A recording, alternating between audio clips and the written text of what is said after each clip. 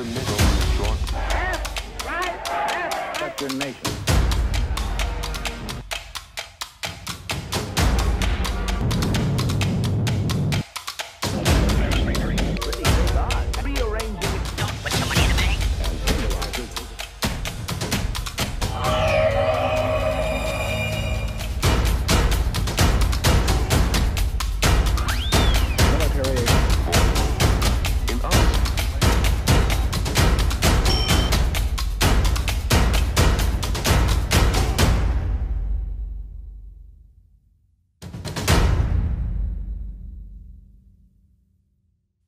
Ćao Zlatiću. Ćao, eto.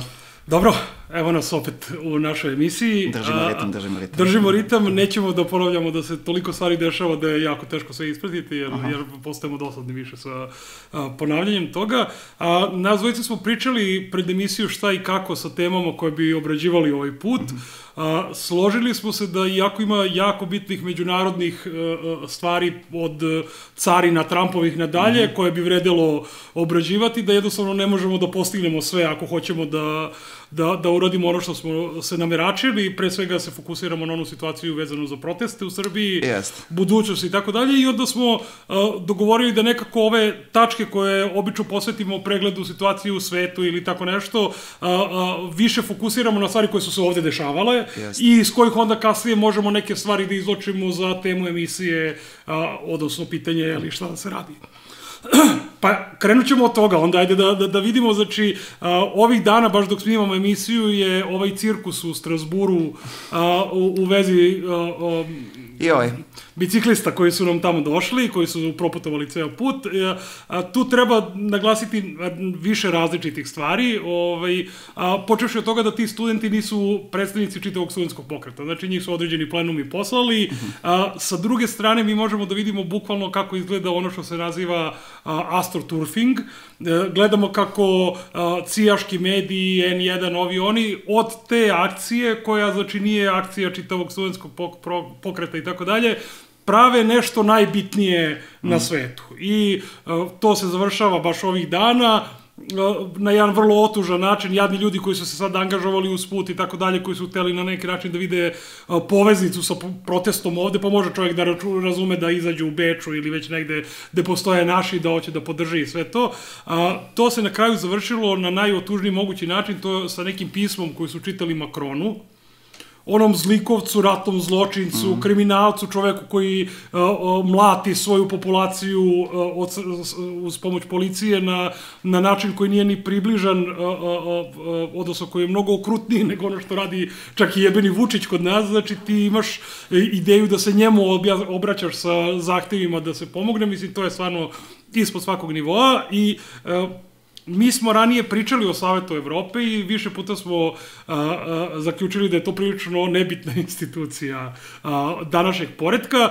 Možda je važno naglasiti ono što jedan broj ljudi ne razume, a to je da postoji razlika između Saveta Evrope i same Evropske unije, odnosno Evropskog parlamenta. Savet Evrope nije deo Evropske unije. Konfuzija potiče od toga što je Evropska unija uzela zastavu, himnu i tako dalje Saveta Evrope, pa ljudi to onda miksuju, ali Savet Evrope je širi i okuplja sve države koje se nalaze na teritoriji Evrope i neke sa strane, od Meksika i tako dalje, koje su deo svega toga, što ga ne čini kao nekom mnogo boljom institucijom, kako bih rekao, ali hoću reći da treba napraviti tu distinkciju, jer ljudi ne prave tu distinkciju.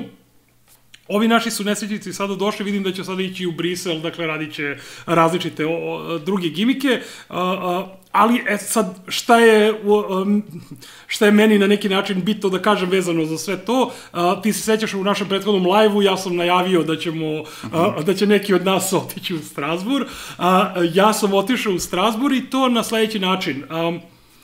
Ja sam pozvan od strane predsjednika grupe Levice u parlamentarnoj skupštini Saveta Evrope, koga i ti znaš, Andreja Hunka. Grupa Levice okuplja vrlo širok dijapazon ljudi i vrlo širok dijapazon političkih stranaka. Naravno, za nas anarhiste to je ograničeno, ali dakle tu se nalaze u grupi Levice od Sinn Feina do kiparskih nekih staljinista i tako dalje, pa je tu i ekipa iz iz Sara Wagenknecht partije i tako dalje. U svakom slučaju oni imaju tu neku svoju grupu i predsjednik te grupe u ovom sazivu tog parlamenta je smatrao da je relevantno da se iznesu neka alternativna gledanja na ono što se dešava u Srbiji, drugačija od onoga što će se čuti samo nekoliko dana kasnije od studenta koji su došli, ili mislim da sam vidio i neke političare, da li Đilasa, da li neko je već isto bio tamo, imao neke svoje govore. Mi ćemo se, ako se ti slažeš, uključiti u naš snimak dole govor koji sam ja održao tamo i koji ja mislim da je... Odličan govor, rečeni svaka čast, da.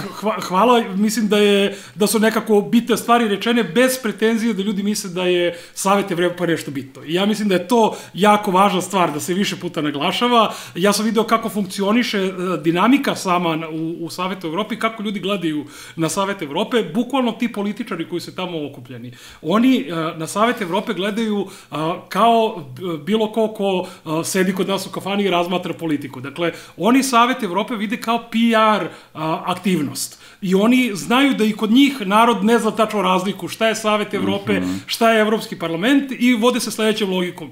Dajte da se pomene neka tema koja se, na primer, vuče u Irskoj, vuče u Velikoj Britaniji, nemamo dovoljno podrške institucionalne da ona prođe, da mi pomenemo to u Savetu Evrope, jer onda kao bumerang imamo to da se u medijima kod nas kaže, evo, Savet Evrope radi oko ovoga ili onoga. Znači, to je isključivo PR gimik, nema zapravo nikakvu političku moć, tu je sud za ljudska prava koji se nalazi tamo najrelevantnija zapravo institucija, ali i sa njim, i to sam slušao na sednicama zatvorenim ovih grupa različitih i tako dalje, oni nemaju svoju policiju. Tako da ti nemaš ko da ti sprovodi tvoje odluke. I Turska je jako dobar primer, ona je nebrojeno puta kršila različite odluke suda, pravde i tako dalje. Savet Evrope je kritikovao i apsolutno ništa se ne menja, jer ti zapravo nemaš način na koji nešto da menjaš. U tom smislu je Savet Evrope jedna sprdnja i bitno je da ljudi to razumeju i ja mislim da ako neko ide u Savet Evrope, jedino što može da se ide je da im se preti i da im se govori da je njihov kraj blizu, što sam ja i rekao, napominjući da je parlamentarizam mrtav i da treba da se gleda šta se dešava nešto drugo. I to je ono što imamo u smislu studentskih protesta i pokreta. To je jedna tema i ne bi sad tu nešto mnogo dužio, sem ako ti nemaš nešto da dodatno... Pa imam, evo, ja sam, da kažem, dao šansu studentima u prošloj epizodi, pa sad, ajde da vidimo šta su oni zapravo uradili. Dakle, u live-u je to njihov odlazak u Strasbourg tek bio najavljen i ja sam onda rekao da ajde da damo šansu da vidimo šta će tamo da se desi, jer po mom mišljenju, kako sam onda rekao i to i danas, meni nije potpuno nelegitimno vršiti pritisak ne samo na Savet Evrope, nego i na Brisel, budući da je to deo vlasti u našoj zemlji. Mi smo u procesu pridruživanja Evropskoj uniji usvojili evropske zakone, znači mi smo ucenjeni da usvajamo njihove propise, da sprovodimo njihovu praksu ovde i da sprovodimo interese njihovih kompanija i banaka. Prema tome, to je deo vlasti u našoj zemlji, da je apsolutno legitimno vršiti pritisak i na taj deo vlasti u našoj zemlji, a ne samo na domaće vlasti. U tom smislu sam mislio da je meni samo po sebi sesti na bajs i otići tamo da im nešto kažeš, nije nešto što je samo po sebi sporno u nekom smislu da ti sad kolaboriraš sa njima, ne znam šta. Naravno, ako ne tražiš od njih režim change. Nego ako ih tretiraš kao nekoga ko je vlast u ovoj zemlji. To se, nažalost, nije desilo, kao što si sam rekao, i jeste, dosta je, dakle, te grupe studenta, odnosno dela pobunjenih studenta u Srbiji, to što smo tamo videli jeste, mislim, složiti se sa tim što se rekao, ispalo je na kraju jadno. Zaista isto jadno moljakanje i jedna demonstracija političke nepismenosti, pre svega, nerazumevanja u kojim procesima se mi zapravo nalazimo, ko je tu kome šta, da ti razgovaraš sa nekim ko ovde vrše vlast, a ne sa humanitarnom organizacijom koja treba, sa nekakvim dobročiniteljima iz civilizovanog sveta koji ovde nešto treba da intervenišu kako bi nas civilizovali. To je otprilike tako tako izgledalo, dosta provincijalno, dosta jadno i šteta, ne znam šta da kažem. Sa jedne strane, kako bih rekao, na instinktivnom nivou ti studenti razumeju da je zapravo Macron glavni ovde.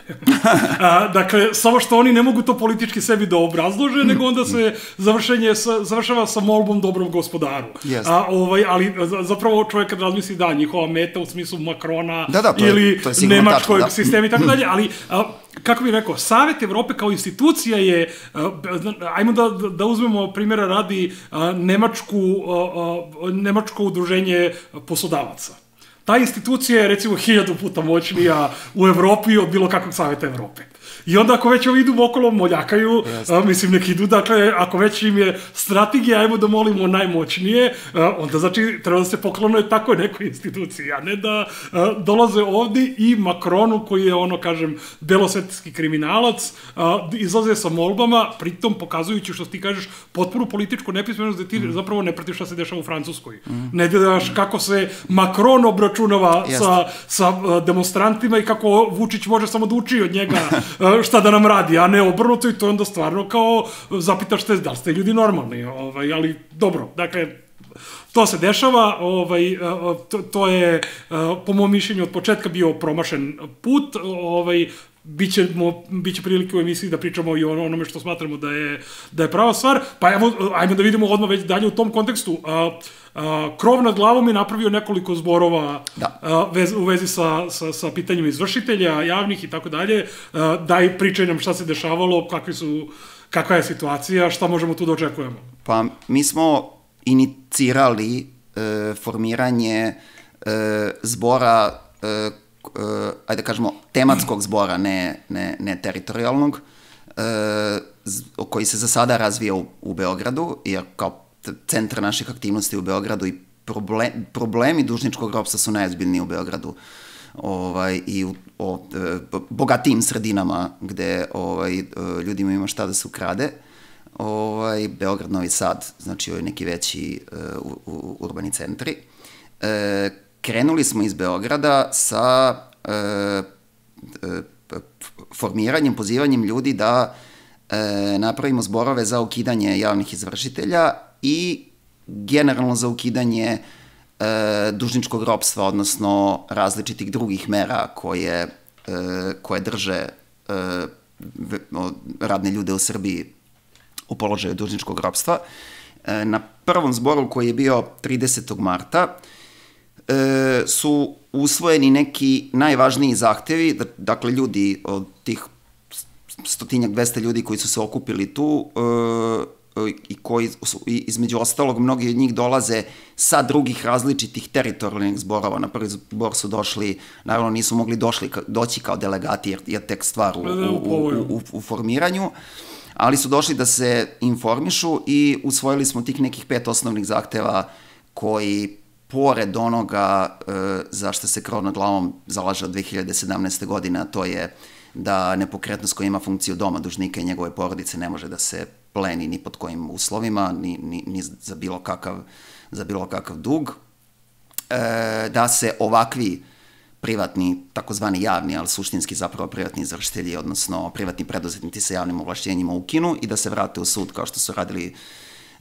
do 2011. godine kad je u ovoj evroatlantsko-neoliberalnoj reformi pravosuđa taj deo sudske vlasti privatizovan, da se otpišu svi njihovi ovi nerazumni troškovi zbog kojih kad dobiješ neki zaostali račun od pre 10 godina za koje pitanje koliko je legitimno, ajde da kažemo da je legitimno da ti se posle 10 godina pojavi neki račun za Infostan, ljudi, pa ajde da kažem da to i platimo, možda ga i ja sam zaboravio, ajde da se ne ubeđujemo, ali zbog izvršiteljskih troškova, njihovih nagrada za uspešno obavljen posao, kao i zbog kamata javnih preduzeća. To bude po 10, nekad po 15 puta više nego što je vrednost onog osnovnog duga i u tom smislu jedan od zahteva je otpis i tih izvršiteljskih troškova, ali takođe i otpis kamata i generalno ukidanje kamata na račune za komunalne i srodne delatnosti, znači da se prekine već jednom sa tom praksom da naša javna preduzeća funkcionišu kao zelenaši Znači, javno preduzeće nije kamatarska ustanova, ono ne treba da živi od kamate, ono pruža građanima neku uslugu i treba da živi od toga, a ne da se bogati od kamate, čak i kada bi ti računi koji nam se sad pojavljaju iz neke davne istorije bile legitimni. I takođe sledeći zahtev je da, pošto ovo zlo traje već 14 godina i mnogi ljudi su već nepovratno stradali, da mora da se obezbedi fond za obeštećenje onih koji su već stradali. Znači, mi pričamo o nečemu što traje 14 godina. Nije ovo nastalo juče pa da kažemo ajde da ispravimo pa da idemo dalje. Znači, ogromne tragedije, ogromne nesreće su napravljene ljudima, ljudima su životi uništeni često zbog raznoraznih dužničkih problema i 14 godina kasnije jednostavno ako hoćemo da uspostavimo neku pravdu i neku nultu situaciju od koje taj sistem treba da bude pravedniji, to sada prosto mora da uključuje obeštećenje. Inače smo prosto otpisali deo svojih radnih ljudi kao ajde, nema veze, oni su bili zamorčići u nekom reformskom eksperimentu, ajde gledamo u budućnost. Mislim da je to posle 14 godina apsolutno neprihvatljiv način razmišljanja. I peti zahtev je da se Infostan u potpunosti ukine, odnosno objedinjena naplata u 21. veku više nikome ne treba, ona je neki relikt prvih nekih neoliberalnih mera u našoj državi još krajem 80-ih, početkom 90-ih godina, kad je u onoj tadašnjoj plimi tačerizma i reganizma stvorena objedinjena naplata kako bi zapravo bila moćni uterivač dugova. Ta kriminalizacija građana koji propuste neki račun ili, što je takođe legitimno, nemaju. Da plate. Nemaju, takođe i nemaju i to je isto savršeno normalna stvar i to kažnjavanje nemaštine, pa ajde da kažemo i kažnjavanje zaboravnosti, je zbog toga je Infostan organizovan, a sa izgovorom da eto biće građaninu lakše da plaća objedinjeno naplatu nego da plaća više računa pojedinačno. To u 21. veku, u ovoj digitalizovanoj eri, to objedinjena naplata nam ne treba, to nama ne radi ništa, a to čemu služi državi, to svakako ne treba više da postoji uopšte, tako da to je taj neki poslednji zahtev. I za sada mislim da ide dosta dobro između prva dva zbora, 30. marta i 13. aprila.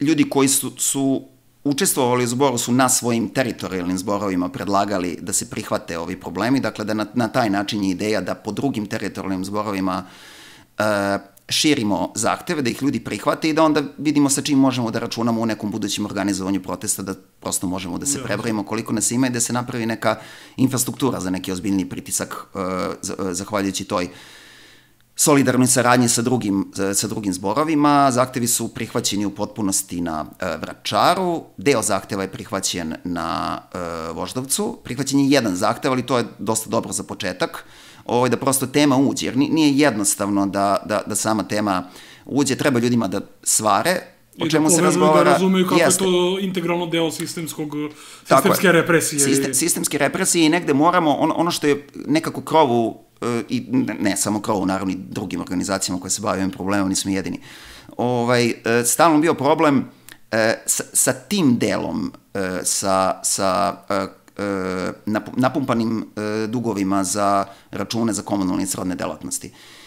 To je što je cela ta reketaška industrija zajedno, znači javno preduzeća zajedno sa javnim izvršiteljima, to je jedan klan, oni su napravili jedan algoritam koji nama već godinama pravi probleme, da kažemo algoritam, kako se to danas kaže. A to je da kad otimaju ljudima te kamate, račune, uzmu im, znači, opljačkaju ih ozbiljno, ali ne toliko ozbiljno da bi se neko pobunio. Znači, imaju tu neku granicu da ljudi će naravno da škrguću zubima, da kažu da je to grozno nepravedno, što jeste, ali na kraju će ipak radije da skinu bedu s vrata, da plate, ne znam, 60-70 hiljada dinara koje kakvih nameta na račun koji je bio 5 hiljada dinara, na primer. Negde će se skrpiti da to plate, da skinu bedu s vrata i da idu dalje. Znači, nije im tolika prepreka u životu da bi potpuno razbesneli i posvetili se organizovanju da se to... I mislim da to već dolazi ljudima od ovde, između ostalog zbog siromaštva. Oni apsolutno igraju na to, da. I to je nekako uvek bio problem, a u isto vreme i žive od toga. Znači, ne samo javno preduzeće, nego i cela ova izvršiteljska mafija, oni faktički žive od računa za komunalne i srodne delatnosti. One najskandaloznije situacije kad nekome oduzmu dom. To je mali broj izvršnih predmeta u našoj zemlji. Po samoj komori izvršitelja, dok je još objavljivala podatke, ne su jednom trenutku prestali da objavljuju bilo kakve podatke kad su shvatili da šta god da objave loše po njih. I onda njihovo rešenje za to je bilo da ok, onda više ništa ne objavljujemo. I postali su jedna tvrđava potpuno neprobojna i u tom smislu. Ali dok su još objavljivali podatke, oni su sami govorili da 90% svih izvršnih predmeta u ovoj zemlji su izvršenja za komunalne i srodne delatnosti. Dakle, oni su napravljeni da rade za strane banke, ali njihovo tekuće održavanje plaćamo mi sa tim napumpanim računima. Znači, mi finansiramo strukturu koju strane banke i kompanije po potrebi angažuju kad njima treba, ali oni ih ne finansiraju, njihov redovni rad, to mi finansiramo sa tim napumpanim računima i to je negde, mislim da je nivo razumevanja već u Beogradu svakako mogu da kažem dosta ozbiljan u našoj javnosti u čemu je problem i da može da se dođe do neke organizacije. Evo da prilika i da pozovemo, sledeći zbor se održava u četvrtak, sad će biti radni dan zbog praznika, da ne bismo, ako bi bilo tako je bio dogovor na poslednjem zboru, ako bi bilo iza praznika, bilo bi predaleko između dva zbora, pa da održimo taj međuzbor 24. aprila u 18 časova u parku kod Manježa, na mestu na kome su se i ovi odvijali, da razgovaramo o, mislim, važno je da dođemo u što većim broju, pa da onda može ta informacija da se širi, jer sada će se, nakon što je, da kažemo, sa uspehom artikulisano šta su zahtevi, koji su centralni problemi i u kom pravcu treba da idemo ka rešenjima, 24. će se sada razgovarati o protestu. Dakle, o onim merama, o onom pritisku koji treba da se gradi da bi se to ukinulo. Neće biti lako. Pričat ćemo i u kasnijem segmentu o tome ko nam je došao za ministra pravde. To njegovo imenovanje za ministra pravde prosto vrišti da neće biti lako bilo šta promeniti u ovoj takozvanoj reformi pravosuđa. Nije to reforma pravosuđa, to se samo tako zove, kao što se i javni izvršitelji zovu javni. Ali... I ne samo njegovo ime, pričat ćemo o tome, dakle, vlada je puno tih oficira, džonova Vučićevih koji su gurnuti za teme koje se povijek.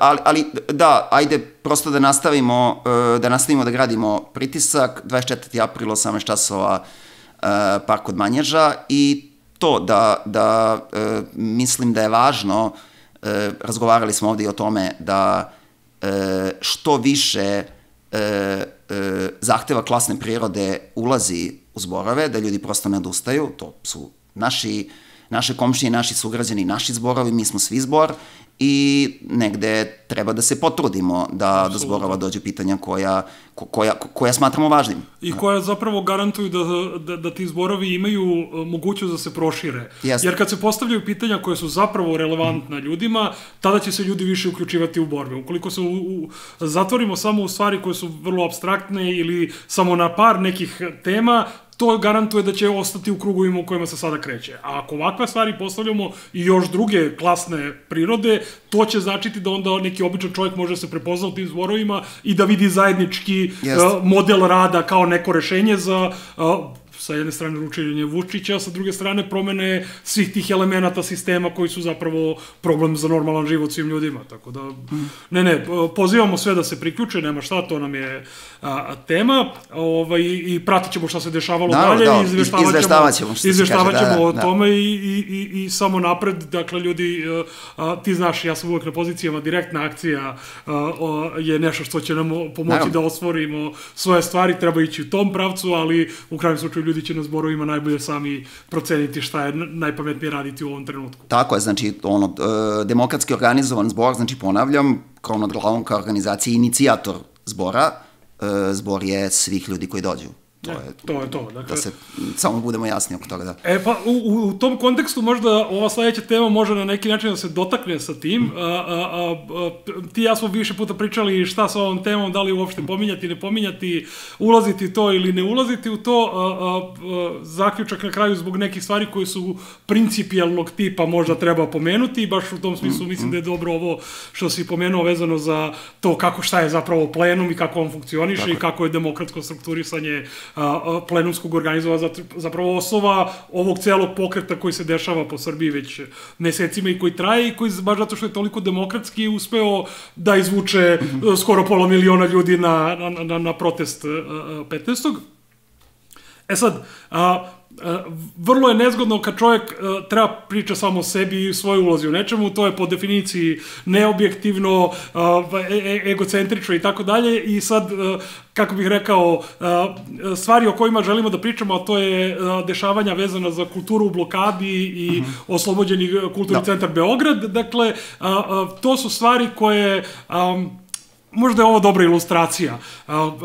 Javilo mi se nekoliko prijatelja da me pita, nekoliko veći broj prijatelja mi je insistirao da saznaju šta se dešavalo i to je bio jedan od mojih motiva zašto mislim da je potrebno ovo pomenuti, pored toga što je bitno na nekom, ajde da kažemo, principijalnom nivou, ali bi se desila jedna jako bizarna stvar. Zvao me moj ćale. A moj ćale je krupna buržoazija srpska. Znači, i on je mene zvao i kaže šta se to desilo u oslobođenom kulturnom centru Beograda, bla, bla, bla. Aha, to onda kad je izašlo u štampi. Ne, čovjek s druge strane. Ne, on je čovjek s druge strane, on ne proti, nemam pojma, informera ili gluposti, nego je stvar u tome što su te teme su teme za buržoaziju. Dakle, to su tračevi, to su teme koje bukvalno na kraju koga interesuje, ko je koga psovao, šta je bilo, to se završi na kraju sa buržoazijom i to krupnom buržoazijom. Tako da, probat ću da ovo bude što kraće sa tobom, da prodiskutujemo što kraće moguće ovu temu i da damo neke osnovne informacije, čisto zbog ljudi koji se pitaju šta se dešavalo, ali unapred upozorenje normalnim ljudima, dakle, ovo su priče na nivou trača koje uključuju publiku ala krupne buržoazije. Tako da, ako ste normalni, verovatno vas većina ovih stvari neće interesovati. Mislim da je to neka vrsta okvira u kojima treba pričamo o tome. Ajde sad ukratko, znači za one koji ne znaju šta se dešavalo, duže vreme već inicijativa Kultura u blokadi je okupirala Kulturni centar Beograda, odnosno onaj deo DKC-a u centru Beograda kod Palate Albanije i napravila od toga oslobođeni Kulturni centar Beograda, koji je imao različite programe, ima i dalje različite programe, prostor se koristi za sastanke različitih zborova, plenuma, različitih inicijativa, radničkih i tako dalje.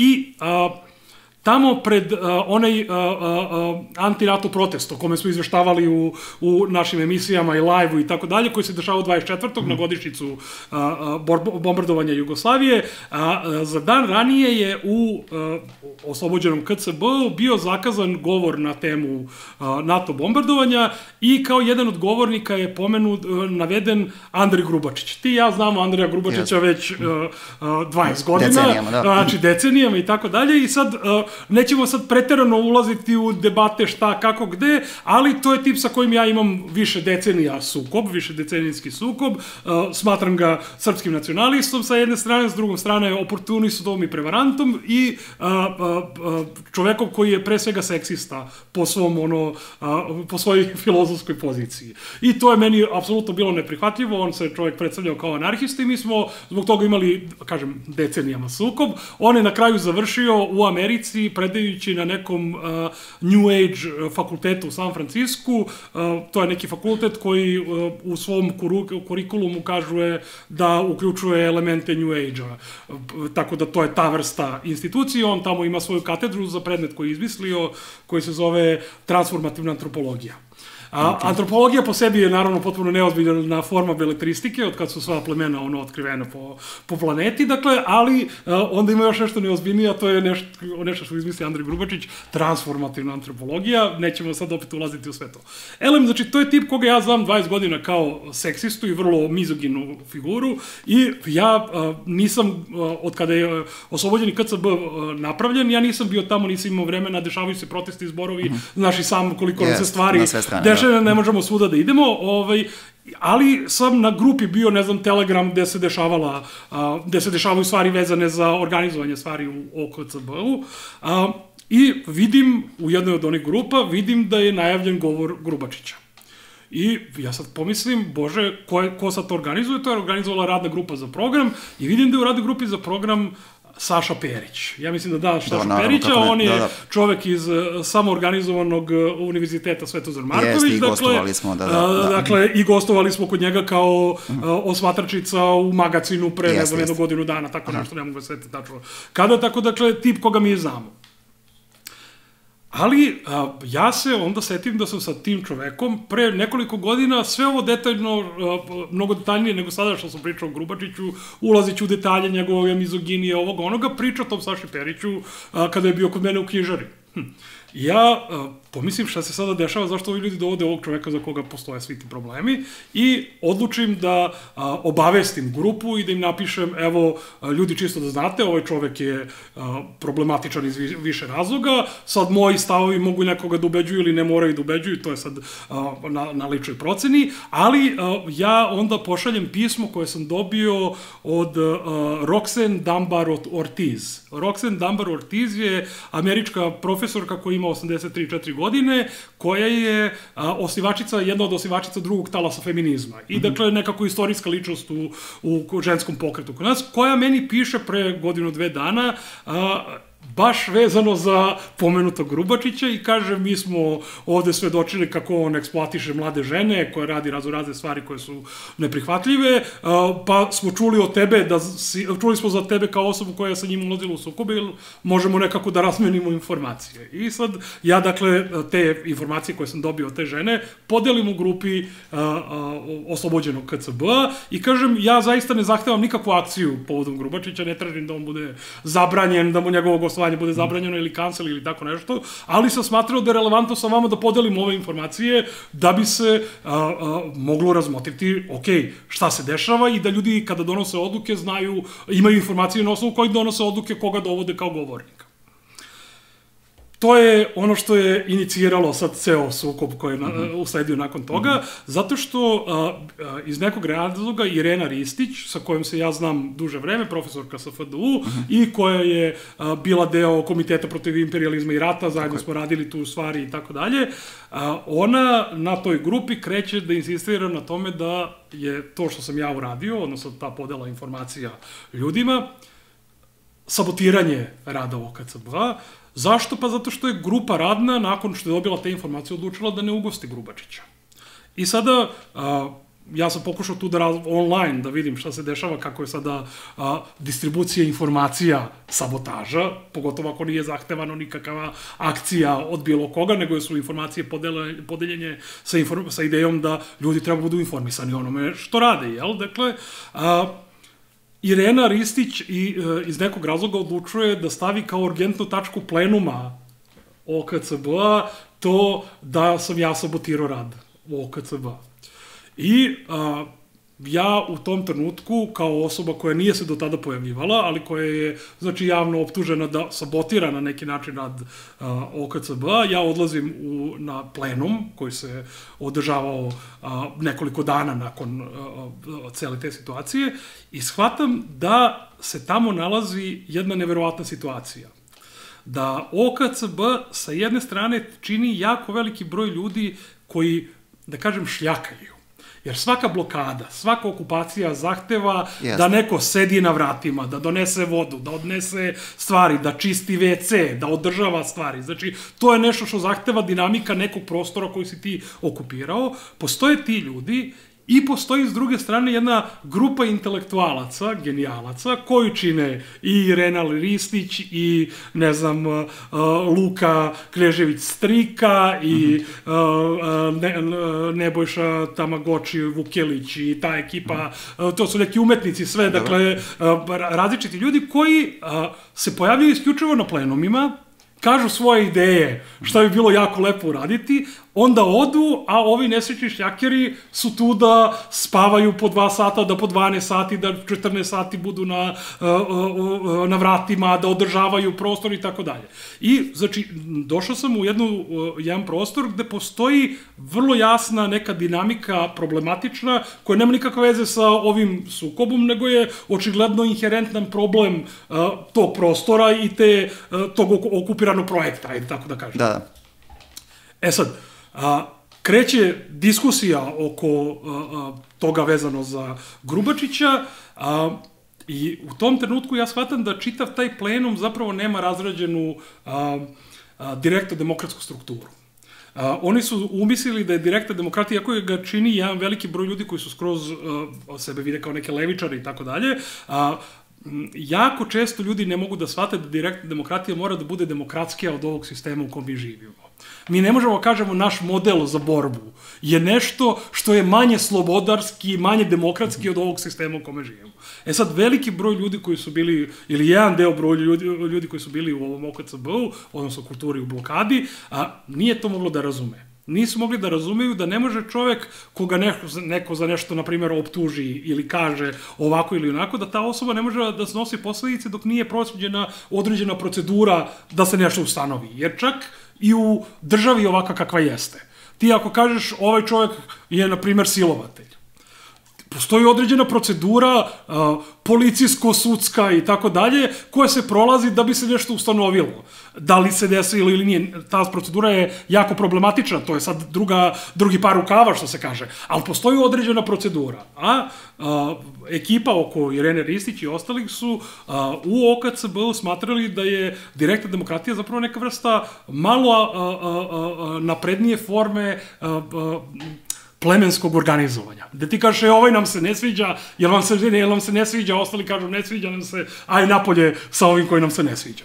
I znači, ja sam došao na nekoliko plenuma gde su oni pokušali na različite načine, dovodeći prijatelje, pošto jednostavno je postojao sukob unutar same grupacije, koji nije imao nikakve veze inicijalno sa mojim intervencijama, taj sukob je posle određenog vremena počeo na tim plenumima da izranja i da se fokusiraju i da se pojavljuju dve grupe, jedna koja je smatrala da je jako bitno organizovati stvari po procedurama, direktno demokratskim, poštovati određene dogovore i pravila, i druga grupa koja je samo došla da izgura nešto svoje bez ikakve odgovornosti. I sad, došli smo u situaciju da, na primjer, na jednom od tih plenuma je grupacija koja je okupljena samo nisu se pojavljivali inače nikada u OKCB-u, nikada nisu održavali blokade i tako dalje. Ta grupacija se pojavila sa idejom da je potrebno mene izbaciti odande, zato što sam ja insistirao na procedurama i tim stvarima, ali da, pošto je već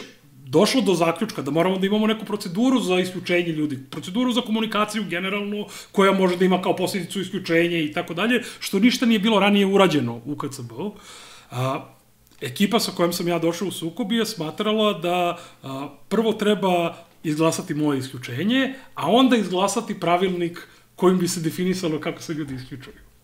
I sad ti shvataš, dakle, da tu neka bazična logika nedostaje i da nešto nije ozbiljno u redu, i nakon trećeg plenuma gde su oni bili ponovo poraženi, se dešava zapravo najstrašnija situacija, a to je sledeće. Marina, sad ne pogrešim, da ne pogrešnu osobu ne optužim, dakle, paralelno sve vreme postoji sukob preko internet Telegram grupe, koja nije definisana nikakvim pravilnicima, da ne postoji pravilnik kako treba se komunicira, šta i kako, gde sam ja više puta bio mutovan, ili kako reče neki moj prijatelj, to je kao da sedim u društvu i neko ti stavi ruku na usta, od strane Filipa Ivančića, to je ovaj Ivančić i sinovi, pa sin, dakle, koji je bio moderator i koji je krenuo tad da zloupotrebljava svoju moderatorsku poziciju i da radi ono što se njemu sviđa. Sad, za tog Filipa Ivančića onda sam shvatio da se čovjek tako ne ponaša samo u OKCB-u, nego se, na primjer, nalazi u Palilulskom zboru, gde pokušava na isti način da kao moderator i kao neko ko nastupa s pozicija nekoga ko zna šta je direktna demokratija, kako to sve funkcioniše, pokušava da zboru nametne teme kojim bi zbor trebao se bavi. A to je nešto što je poznato i od blokadnog kuvara i u svim pozivima za zborove.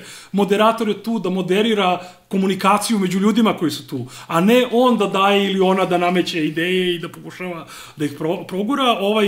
Ivančić pokušava na tim zborovima da moderatori, po znacima navoda, podsete učesnike da je cilj okupljanja da se formira prelazna vlada i tako neke stvari koje nikada nisu izglasane ni na jednom zboru. Znači, tip koji inače ima tu praksu zloupotrebljavanja i ukidanja direktne demokratije je pokušao mene da spreči da komuniciram. Srećom, to je od strane većine ljudi uspeto da bude regulisano, ali onda dolazimo do trećeg zbora gde su ovi smatrali da će uspeti da me izbace time što su doveli i angažovali određeni broj prijatelja, porodice i tako dalje da se pojave, što je samo po sebi kršenje svih principa direktne demokratije, ali pošto zbor nije plenum OKCB-a, nije definisao da ne može bilo ko drugi, nego da ne mora prvi put neko kad dođe da ima prava i da glasa, mi smo to pustili, došli su ljudi, i onda se desila neverovatna stvar. Ja sam vidio da postoji neko komešanje sa određenim brojem beskućnika koji živi u OKCB-u. Nakon što Marina Đurić pokušava da progura celu stvar o glasanju protiv mene, ona odlazi besna i tada mi čujemo da ona beskućnicima izgovara sledeće stvari. Vi ste me izdali i sad ćemo sve da vas izbacimo odavde. Znači, to su beskućnici koji koriste prostor OKCB-a kao prostor gde mogu da prespavaju zato što nemaju krov nad glavom. Shvata se, u tom trenutku mi onda krećemo da pričamo sa beskućnicima i shvatamo sledeću stvar. Ne samo što je Irena Ristić i ta ekipa doveli svoju ekipu prijatelja da glasaju za njih, nego pošto nisu imali dovoljnu većinu, oni su pre početka tog plenuma poslednjeg pretili beskućnicima da dođu i da glasuju da mene izbace napolje. Beskućnici su to srećom odbili da urade i to nije prošlo. E sad, to je neki uvod, to se dešavalo nekoliko dana pred moj put u Strasbur i onda na dan kad sam ja otputovao u Strasbur je bio plenum OKCB-a, normalan plenum koji se održava običajno, gde se pojavila Irena Ristić, ponovo sa gomilom različitih ljudi, sa određenim brojem nekih nesrećnih studenta, glupih kukurac koje su pokupili iz SKC koji nisu znali šta se dešava. Oni su svi zajedno došli u OKCB. To je bilo 6. ovog meseca.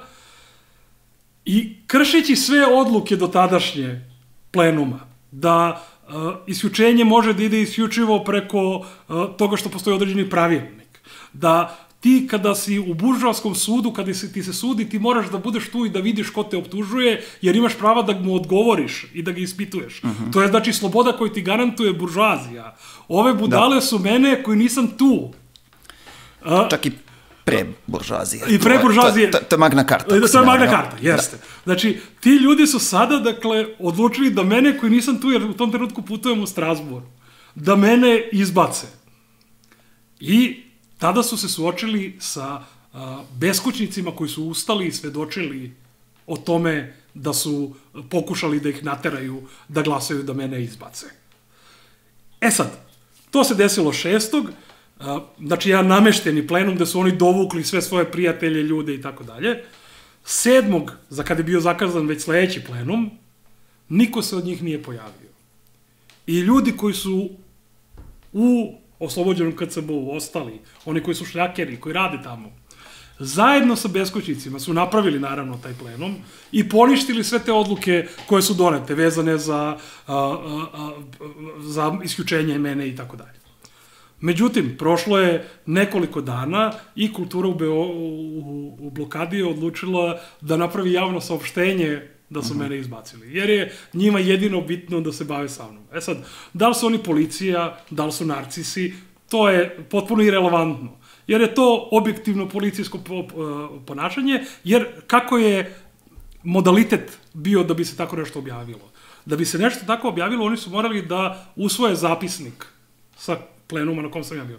Taj zapisnik nije usvojen na plenumu OKCB-a, koji su ljudi održali 7. i koji su odbili i poništili sve njihove odluke. Oni su onda napravili svoj zaseban zapisnik, gde je Marijana Cvetković uprkos svim dotadašnjim odlukama kulture u blokadi, uključila moje ime u zapisnik. Ona je stavila moje ime i prezime, iako je princip odavno ustanovljen da se ne stavljaju nikakva imena i prezimena, da se ne ugrožavaju ljudi, da ne dođe do curenja u mailu ili nešto tog tipa.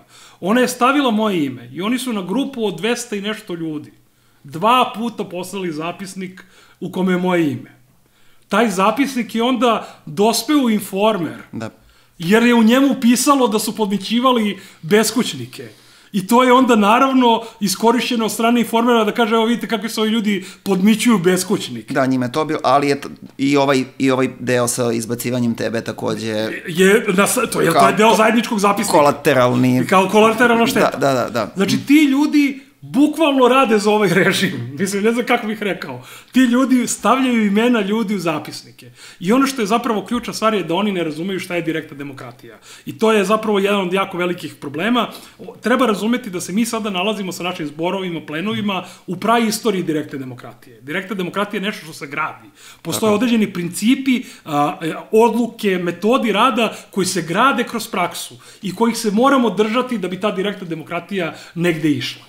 Ja sam imao sreću tu da sam bio deo Međunarodnog udruženja radnika i radnica, to je jedina radnička internacionala koja je preživela Drugi svetski rat i koja više od 100 godina gradi tradiciju direktne demokratije kroz milione radnika koji su bili deo nje. I ja sam onda imao sreće što sam još kao dete se uključio u rad te internacionale i ja znam kako funkcioniše direktna demokratija i koliko je važno da ono što smo ranije dogovorili ili svi zajedno poštujemo, pa ako hoćemo nešto da menjamo, moramo prvo da promenimo tu odluku koju smo ranije doneli, pa možemo nešto drugo da radimo, ne možemo da radimo kako nam dune, odnosno to kako nam dune je uvek neka manipulacija. Neka antidemokratska, klikaška manipulacija koja služi zapravo da se sabotira rad direktne demokratije, a kad god se principi direktne demokratije sprovode, ono najbolje i najradikalnije može da prođe. Jer jednostavno narod će uvek glasati u svom interesu. I obični ljudi će uvek glasati u svom interesu.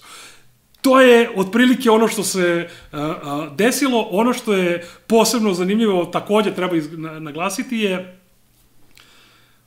veliki deo diskusije se dešavao na Telegram grupi OKCB-a. Ova ekipa koja se ocepila je kontrolisala tu Telegram grupu i oni su je obrisali. Obrisali su je zato što su potpuno svima bili demonstrirani kao ljudi koji su saboteri, ljudi koji radi protiv direktne demokratije i oni su obrisali listu da bi se uništili dokazi. Takođe su preuzeli mail Kuba bez ikakvog dogovora i tako dalje, znači jednostavno ljudi su ispali grozni, ali je tu pitanje toga što dalje jedino što mogu rade su tračevi. I zato mislim da je bitno ovo sve ispričati, zato što onda ljudi mogu da vide konkretno šta se desilo, da se tim konkretnim stvarima se barata, da se ne radi na principu tračeva, jer to je modalitet rada u mraku, direktna demokratija je rad na svetlu. Sve treba raditi javno, sve stvari treba iznositi javno. Ako imamo neke probleme, hajmo da vidimo konkretno šta se dešava. Ono što sam video sad poslednje na Kultura u blokadi Instagramu je poziv da se ide u Brisel. To im je aktivnost ljudi koji se inače predstavljaju kao neki radikalni leviči i tako dalje. To im je modalitet rada, onaj najgluplji studentski kmetski odnos prema Briselu. Sa druge strane, Oslobođeni kulturni centar Beograda izuzetno dobro radi. Tamo su ljudi koji održavaju prostor zajedno sa beskućnicima koji su po prvi put sada deo plenuma. Moderaciju plenuma su sada preuzeli beskućnici u KCB-u, što je neverovatan napredak, jer su ti ljudi više od mesec dana tamo i nisu na taj način učestvovali u celoj stvari i OKCB sad postaje zaista jedan prostor drugačije, da kažemo, radničke kulture u Beogradu, gurajući ideju borbe, solidarnosti, kažem, to je sad prostor gde zborovi i, što se kaže, geografski, različiti, da li Stari grad, da li Vračar, da li ovo, da li ono, i sa druge strane, na primjer, zbor medicinskih radnika i drugih vrsta industrija, ljudi se organizuju i to zapravo pokazuju radničku kulturu kao nešto što je integralni deo protesta, pobune koja traje i tako dalje. Da, i tračevi, ali ne samo tračevi, ima tu još par, čini mi se, problema u kojima treba javno javno razgovarati, naravno nije uopšte lako, zato što radi se o ljudima koje poznajemo, o ljudima sa kojima sarađujemo. Irena je jedna od aktivnijih aktivistkinja u Krov nad glavom. Nas dvoje konkretno sarađujemo vrlo tesno na različitim pojedinačnim situacijama, znači bukvalno evo sad nas dvojice razgovaramo danas, ja sam i video juče i vidjet će sutra verovatno, po raznim brojnim pitanjima kojima se Krov bavi, gde je ona vrlo radna, vredna i posvećena aktivistkinja i mislim da takođe da ne propustim da kažem da i na drugoj strani ove tenzije takođe ima ljudi koji su i aktivni i u Krovu i u Solidarnoj kuhinji i drugim organizacijama koje su prijateljske Krovu, tako da čisto da vodimo računa kako o ovome razgovaramo, jer da stvarno ima tu puno dobrih odnosa o kojima treba da pazimo, ali ima i problema. Ima i problema i ja, koliko sam razumeo tu situaciju, mi smo razgovarali 2 puta na aktivu, to je to telo u Krovu koje, da kažemo, se na dnevnom nivou bavi stvarima kojima se Krov bavi generalno, i razgovarali smo 2 puta o toj situaciji, pre svega o tome, o toj manipulaciji beskućnicima. Mislim, i pre nego što je došla u Informer, naravno. Čuli smo za situaciju od ljudi koji su tamo uključeni, i čisto da tu budemo jasni. Mi smo sa Irenom razgovarali o tom, ona je rekla se to jeste desilo, to bilo užasno, ali da ona nije to naredila, da je, rekao si ime, ja sam se zaboravio ime te devojke, i on isto se ovako se ne varam, da je to ona sama uradila i nije bio deo njihove dogovora u okviru te njihove grupe, i ta osoba je na kraju, ako se ne varam, isključena, je li tako? Ta osoba je, oni su, pošto su beskućnici to izneli, onda su ovi vrlo nevojno, jer jednostavno tu je bilo tih studenta i ljudi koji nemaju pojma šta se dešavalo, i onda kad su čuli, ti ljudi su glasali da bude isključena, ali ona je...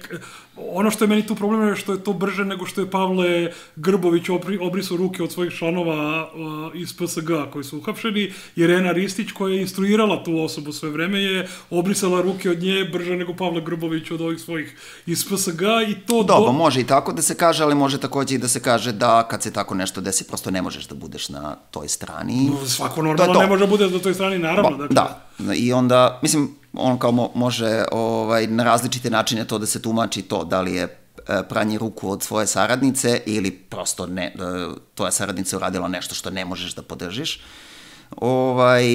To mi, kažem, razgovarali smo sa njom i razumeli smo da je ovo drugo, ali, kažem, nije, postoje problemi, mislim da postoji puno tih nekih praksi u radu na levici koji bi stvarno trebalo da, mislim, nekih tih oblika ponašanja, ne znam više ni kako da ih zovem, to je neka kombinacija malograđanštine i liberalnih doktrina koja se nekako uveže u neke oblike ponašanja koji stvarno smetaju, s kojima sam ja često imao problema, i ne uvek najsrećnije izlazio na kraj sa tim situacijama.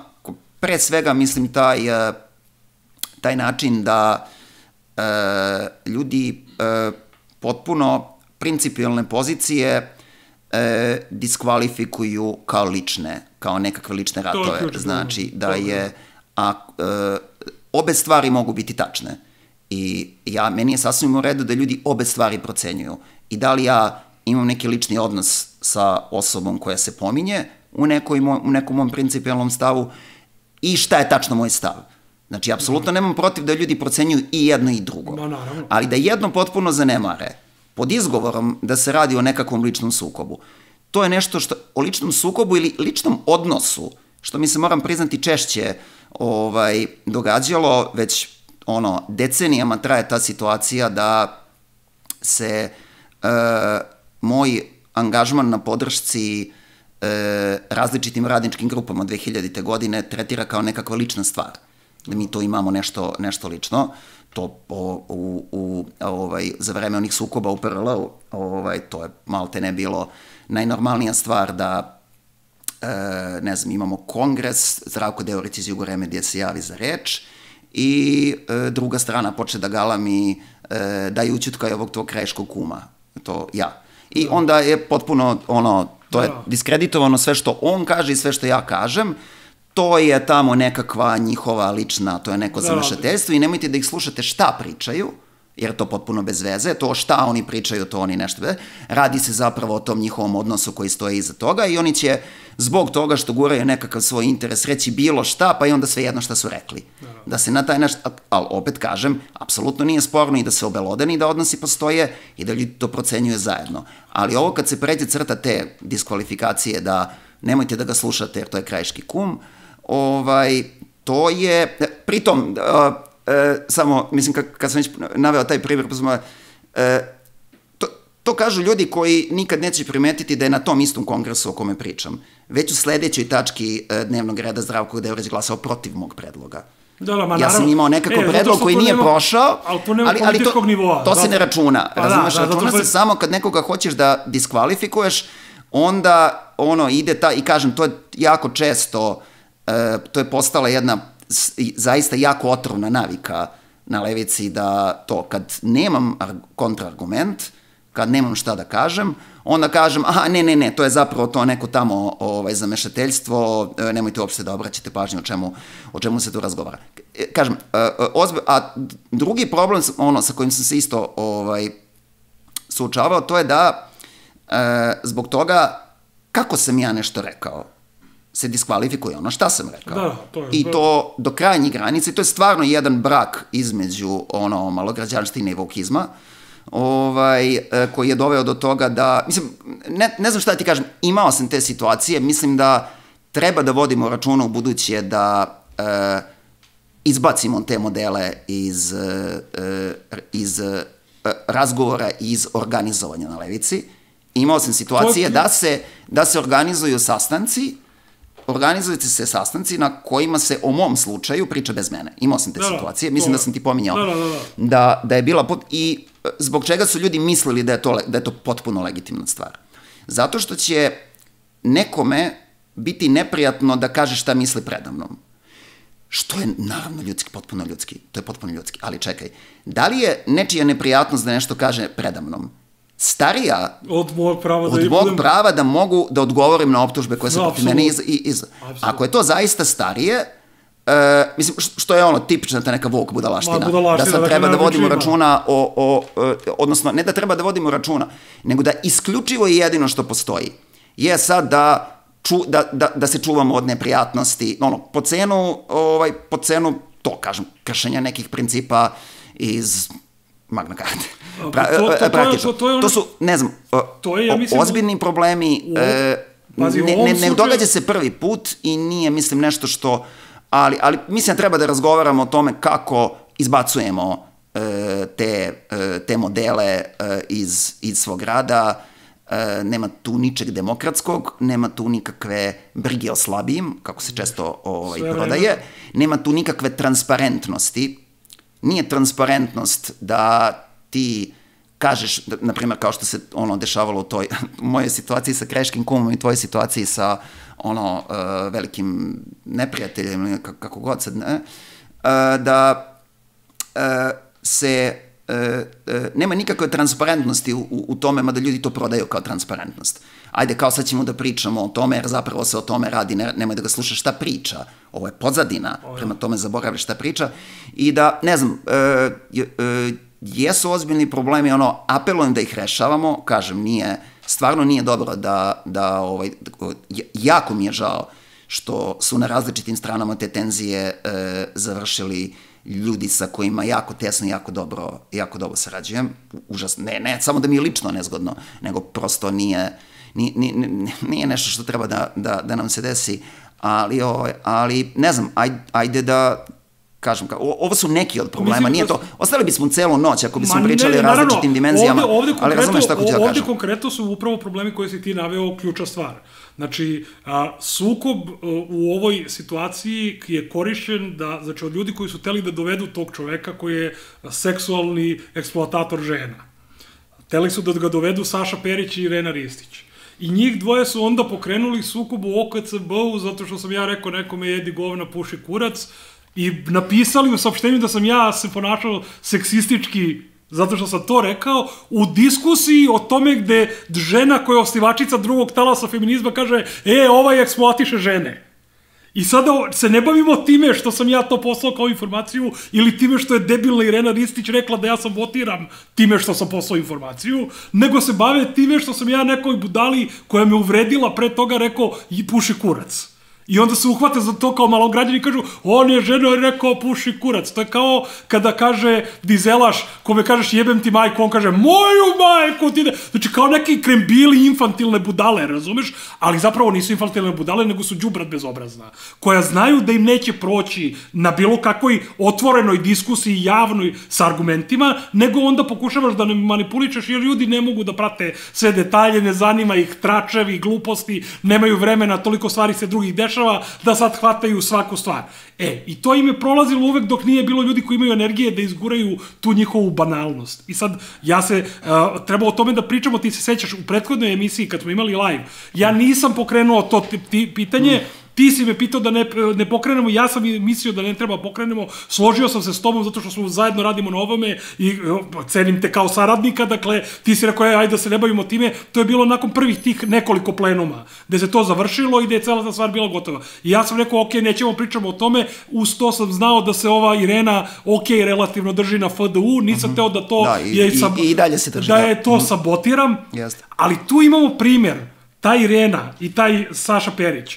Ako nisu policija, oni su onda psihološki narcisi, koji ne mogu da razvoje bitno od nebitnog, nego zato što su lično povređeni, jer čovek koga su oni hteli da dovedu nije gostovao. I verovatno im je bilo neprijatno, jer su morali da mu kažu, slušaj, Brajko, nećeš gostovati, jer je odlučila radna grupa. Znači, zbog toga su oni spremni da ruše sve, da prave, da dovlače ljude više nego ikada. Nikad nisu doveli toliko ljudi koliko su doveli na plenum da mene isključe. Zavisi koliko se gubiš energiju, čime se ti mobilizuješ, da bi napravio saopštenje lažući. Znači, oni su 9. aprila izdali saopštenje da sam ja 6. isključen, a 7. je već odlučeno da se poništavaju te sve njihove odluke. To je jad i beda malograđanštine, koja ne može da se bavi ovo ključa stvar. Dakle, oni su pokušali mene da isključe, a ja nisam bio tu. Zamisli to. Taj nivo gde se spuštaš ispod nivoa države. Ti si na nivou primitivne, čak ni na nivou buržoatske države. Dakle, u bilo kakvom sistemu ti imaš prava da pogledaš oči, da ti se kaže šta se priča o tebi, da možeš da odgovoriš na to. Ne, njih to nije zanimalo. Oni su prekršili sve odluke plenume ranije, koji je rekao, mi moramo da donesemo određene pravilnike ponašanja, bla, bla, bla, pa onda u odnosu na to. Jer su znali da postoji takođe to pravilo, ne možeš sa nekim pravilnikom ili zakonom u državi da kažnjavaš nekoga sa nečim što je novo doneseno. Ti možeš samo na osnovu starog pravilnika da radi. To je ovo što radi sad Erdogan u Turskoj. On je ovog, kako se zove, ovog gradonačelnika Istanbula, on je odveden u zatvor zato što je po sadašnjem novom zakonu zabranjeno da deo studiraš na Kipru turskom, pa da deo u Turskoj. Ali to je u vreme kada je on to radio bio potpuno legalno, oni su izmenili zakon i sada njega gone po tome. I sad ti shvataš da je to način na koji se ponašaju oni najgori autoritarni, kako ih zovu, politički teoretičari i tako dalje, znači ljudi koji ne puštaju neke od bazičnih logičkih principa funkcionisanja. Sa time sam se ja konkretno suočio, ali ja imam energije i neću da puštam da me govnari terorišu, nego ću ja njih da terorišem. I sad šta se sad sve dešava? Ajde da završimo ovu priču. Oni najavljuju sad neke krivične tužbe protiv mene i tako dalje. A ja sam uradio i odlučio sledeću stvar. Ja sam već godinama saputnik međunarodnog nadrealističkog pokreta. Dakle, nakon što je André Breton, osnivač nadrealizma, umro u 50. godina, nadrealistički pokret se podelio na dva dela, na jedan deo koji je zaključio da je kraj sa kolektivnim eksperimentima i da sad treba raditi individualno, i druga grupacija koja živi do dan danas, koja smatra da treba raditi kolektivne eksperimente. I ja sam se godinama kao neko koga je interesovalo to povezao sa njima u Francuskoj, širom sveta postoje nadrealističke grupe u Madridu i tako dalje. Ali sam uvek to gledao pre svega kao nešto što je meni zanimljivo iz, ajde da kažemo, estetsko-filozofske perspektive i što nema toliko mnogo praktičnih primjena u današnje vreme. Međutim, kada sam pao u zatvor zajedno sa prijateljima vezano za napad na grčku ambasadu i ceo proces za međunarodni terorizam, prve grupe koje su se organizovale i pružile podrške su bile nadrealističke grupe. Ja sam tada već počeo da razumem da tu ima nečega mnogo višeg i onda sam došao u ovu situaciju. Gde, znači, grupa malograđanskih kretena iz kulture pokušava da mene kanceluje zato što sam psovao. I uz to podmićuju beskućnike da glasaju protiv mene, pa ih beskućnici sjebu, pa oni onda pokušavaju na različite druge načine da dovlače ljude i na kraju da me tuže. Ja sam odlučio, naravno kad prođu sve ove situacije, jer jednostavno toliko se stvari dešava, bitnih, političkih i tako dalje, odlučio sam da napravim jedan projekat vezan za umetnost, a to je projekat proganjanja ljudi iz blokade u kulturi. Dakle, ja ću, kada se završe sva ova sranja, sve ljude koje čine blokadu u kulturi, ja ću da idem s megafonom i da pozovem najšire moguće mase u jednu umetničku akciju prekidanja svakog javnog događaja koji ti ljudi budu uradili u kontekstu moje nadrealističke borbe protiv malograđanskog šljama u kulturi, i to ću raditi, prekidaću, oni neće moći da drže ni jedan događaj, sve dok se zajedno kao kultura u blokadi ne izvine javno, tako što će napraviti saopštenje gde će reći: jeli smo govna, baš tim rečima, radili smo to i to, kršili smo principe direktne demokratije, čoveka smo targetirali bez procedura koje bi nam to omogućile, i tad ću ja da prekinem to. Dok oni to ne budu radili, neće održati nijednu stvar, sve stvari će biti dokumentovane i ući će svi ti smradovi kojima je samo cilj da uđu u istoriju umetnosti, ući će u istoriju umetnosti, ali kao ona govna sa kojima se ljudi bore u istoriju umetnosti, i bit će mi pravo zadovoljstvo to. Tako da to je, kako bih rekao, završetak cele ove gluposti, a OKCB nastavlja da radi i stvarno je fenomenalno mesto, svi treba da dolaze tamo, dođite, ima vrlo dobrih zborova, priprema protesta i aktivnosti, tako da u centru je grada, tako da je to geografska dobra lokacija za sve što treba da se dešava, imamo prostor, ljudi, javljajte se. Tako je. Dobro, sad, to je bila ta malograđanština. Sad dolazi na red jedna druga malograđanština koja je drugačijeg tipa, ali sličnog karaktera, ajde tako da kažem. I vezana je za jedan potez koji smo mi kao smatračnice preduzeli, a to je činjenica da smo objavili na našim kanalima screenshotove sa interne prepiske profesora sa Fakulteta dramskih umetnosti. Mi smo to objavili pre, ima nedelju i po dana, možda malo više, nisam sad siguran tačno, u odnosu na trenutku kad će biti emitovana epizoda. Sad, ti si pogledao kao i ja, kako tebi deluje ta prepiska? Pa ne, evo, nek pročitaju ljudi, ko do sad nije pročitao pa čuje sad prvi put neka pročitati. Ja stvarno nemam šta da dodam, dobar uvid u to kako ta profesorska ekipa razmišlja i o svojim studentima i o političkim, mislim, odličan uvid i mislim, stvarno nemam šta da dodam, čini mi se da govori samo stvarno govori samo za sebe, prosto ljudi pročitajte ako već niste. Ako niste već, ja bih malo zabiberio, ako nemaš ništa protiv, dakle to je prepiska za one koji nisu videli, dakle gde Stevan Filipović, Srdan Golubović, još par ljudi i diskutuju između ostalog i ideje Dubravke Stojanović, koju ja volim da zovem Đubravka Stojanović. Šta se dešava?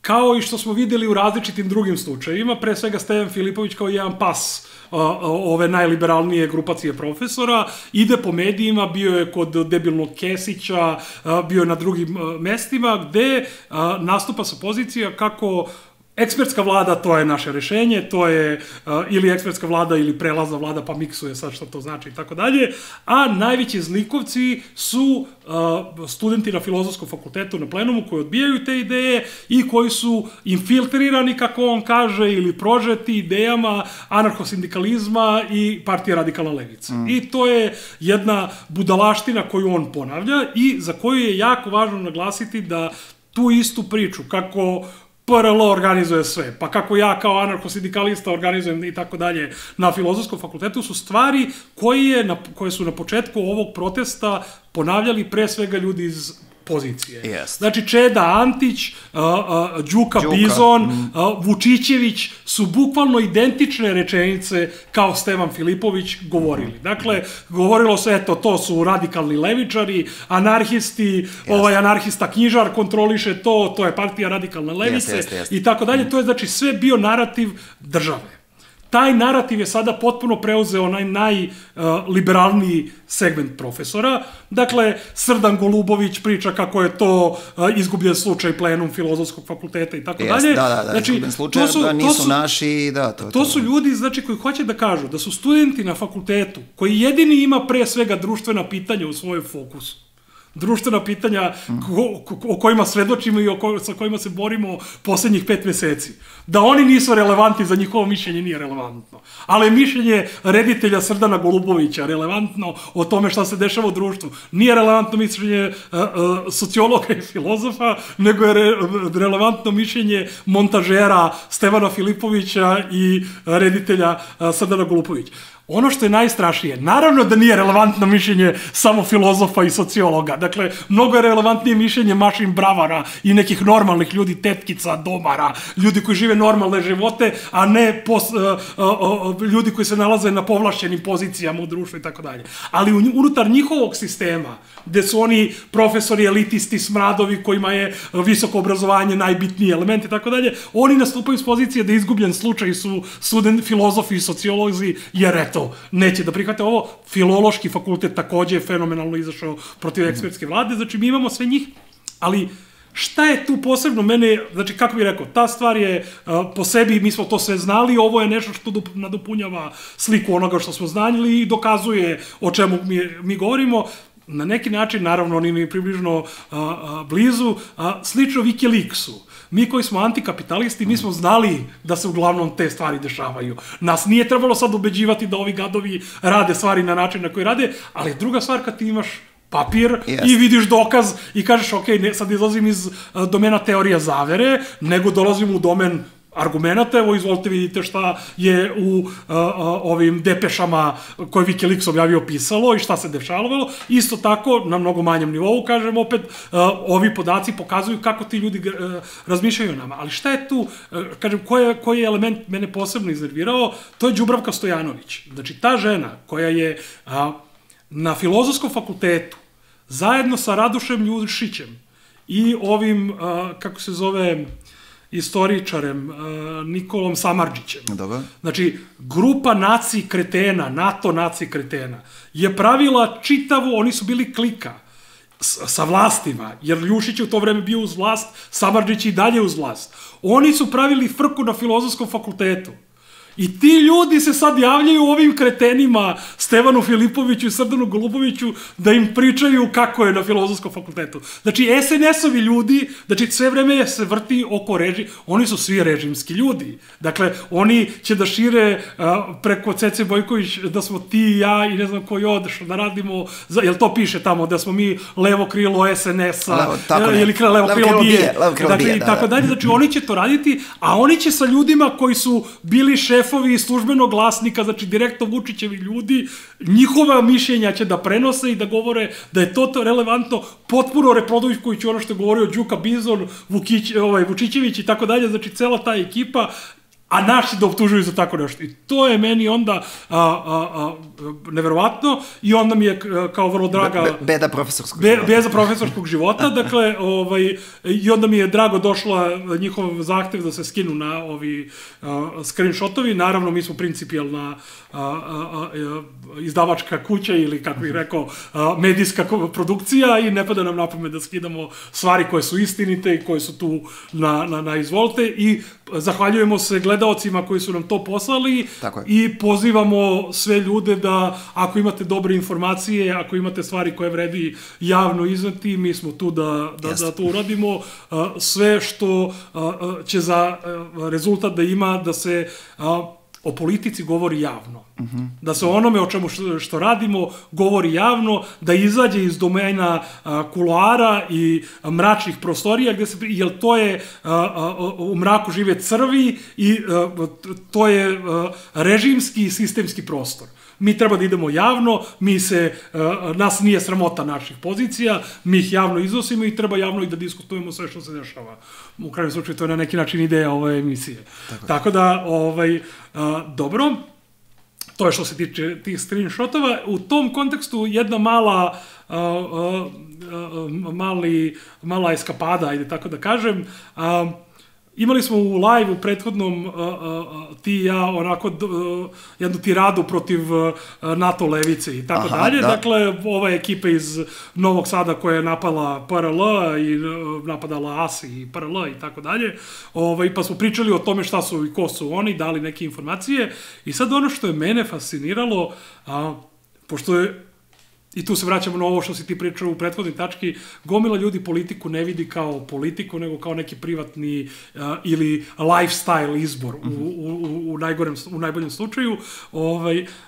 Nakon svega što smo pričali, metoda rada, kako su se uključili u odbranu sistema, ekspertskih vlada, stanili uz one najgore cijaše i tako dalje, cela ta ekipa je reagovala, najviše ih je pogodila priča o tome da smo mi, neki od nas koji su tada bili u Asiju i tako dalje, ili prijatelji Asija, organizovali zaštitu za koncert koji je organizovao AFNS u Beogradu i negirali su to, što je naravno potpuno nebitna stvar, to je rečeno, koga boli dupe ko je organizovao jebeni koncert, obezbeđenje, koji si jadnik da ti to od svih tema, neko ti kaže radiš za CIA u Moronu i ti misliš da je najveći problem da li ti je neko branio koncert ili nije, oni su to počeli da negiraju. Srećom, anarhistička obaveštena služba je u svojim arhivama našla fotografiju koju će naše kolege iz montaže da instaliraju dok ovo pričamo, koja pokazuje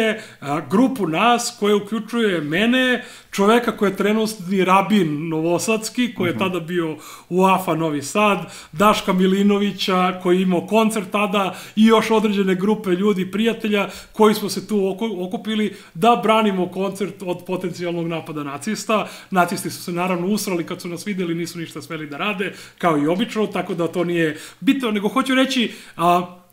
Mi kao smatračica pokušavamo da govorimo koliko god možemo istinu u ovim našim emisijama. Sigurno nekada pogrešimo, pamćenje nas izda, nismo objektivni jer pričamo o situacijama u kojima smo mi upleteni i tako dalje, ali ako bilo kada imate neki dokaz ili sumnju ili tvrdnju koja će pokazati da nešto što nismo rekli je pogrešno, molim vas javite, hoćemo svaku stvar da ispravimo i hoćemo pokušamo da kažemo stvari koje su istinite i u ovom kontekstu ova fotografija je objavljena da se pokaže da čak i da tom malom gde oni lažu, opet lažu. Jednostavno desilo se upravo ono o čemu smo mi pričali.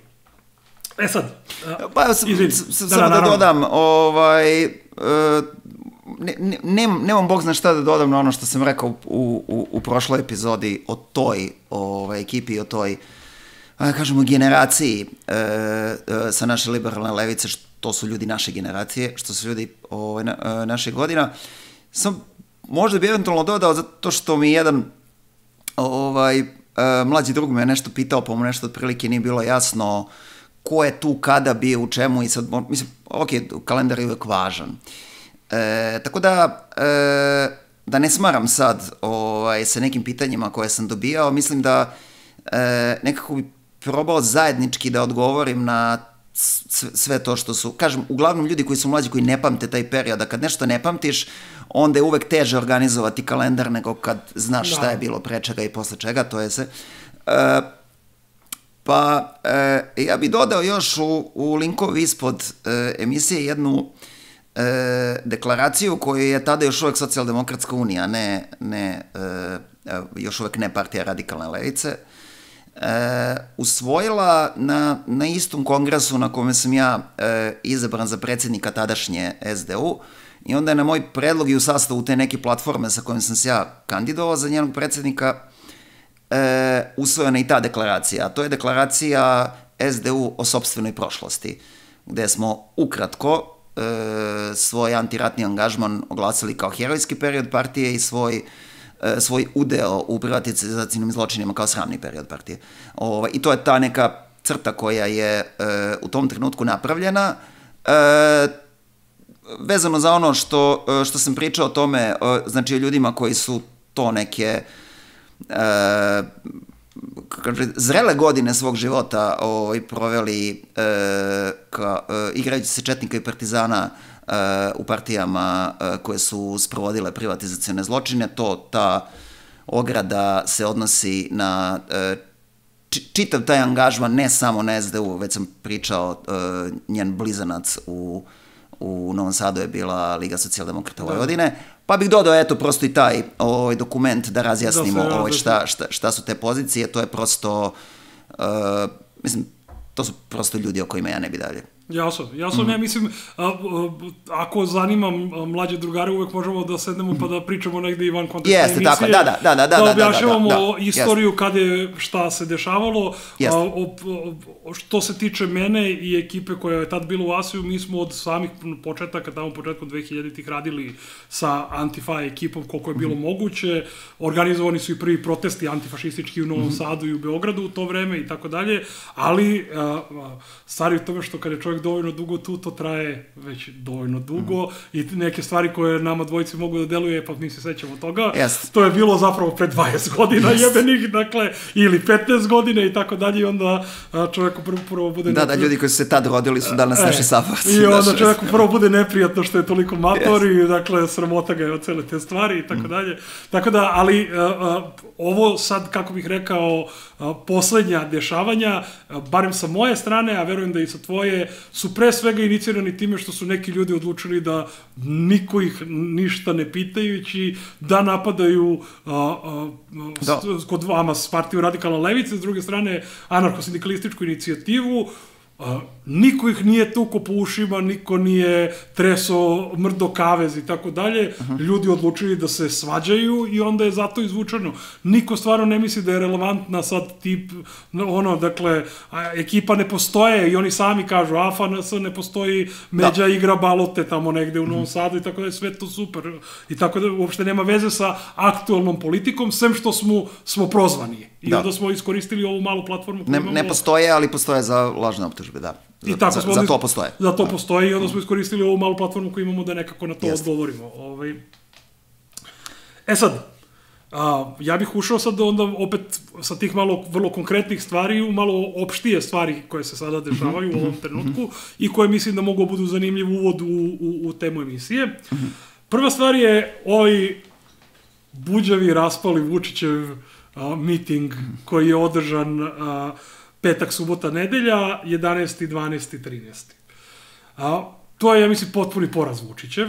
Ja ne znam kako ti gledaš na tu stvar, dakle, ali ja bih, znači, podsjetio ljude šta je tu rađeno. On je prvo zakazao bio protest za 28. mart.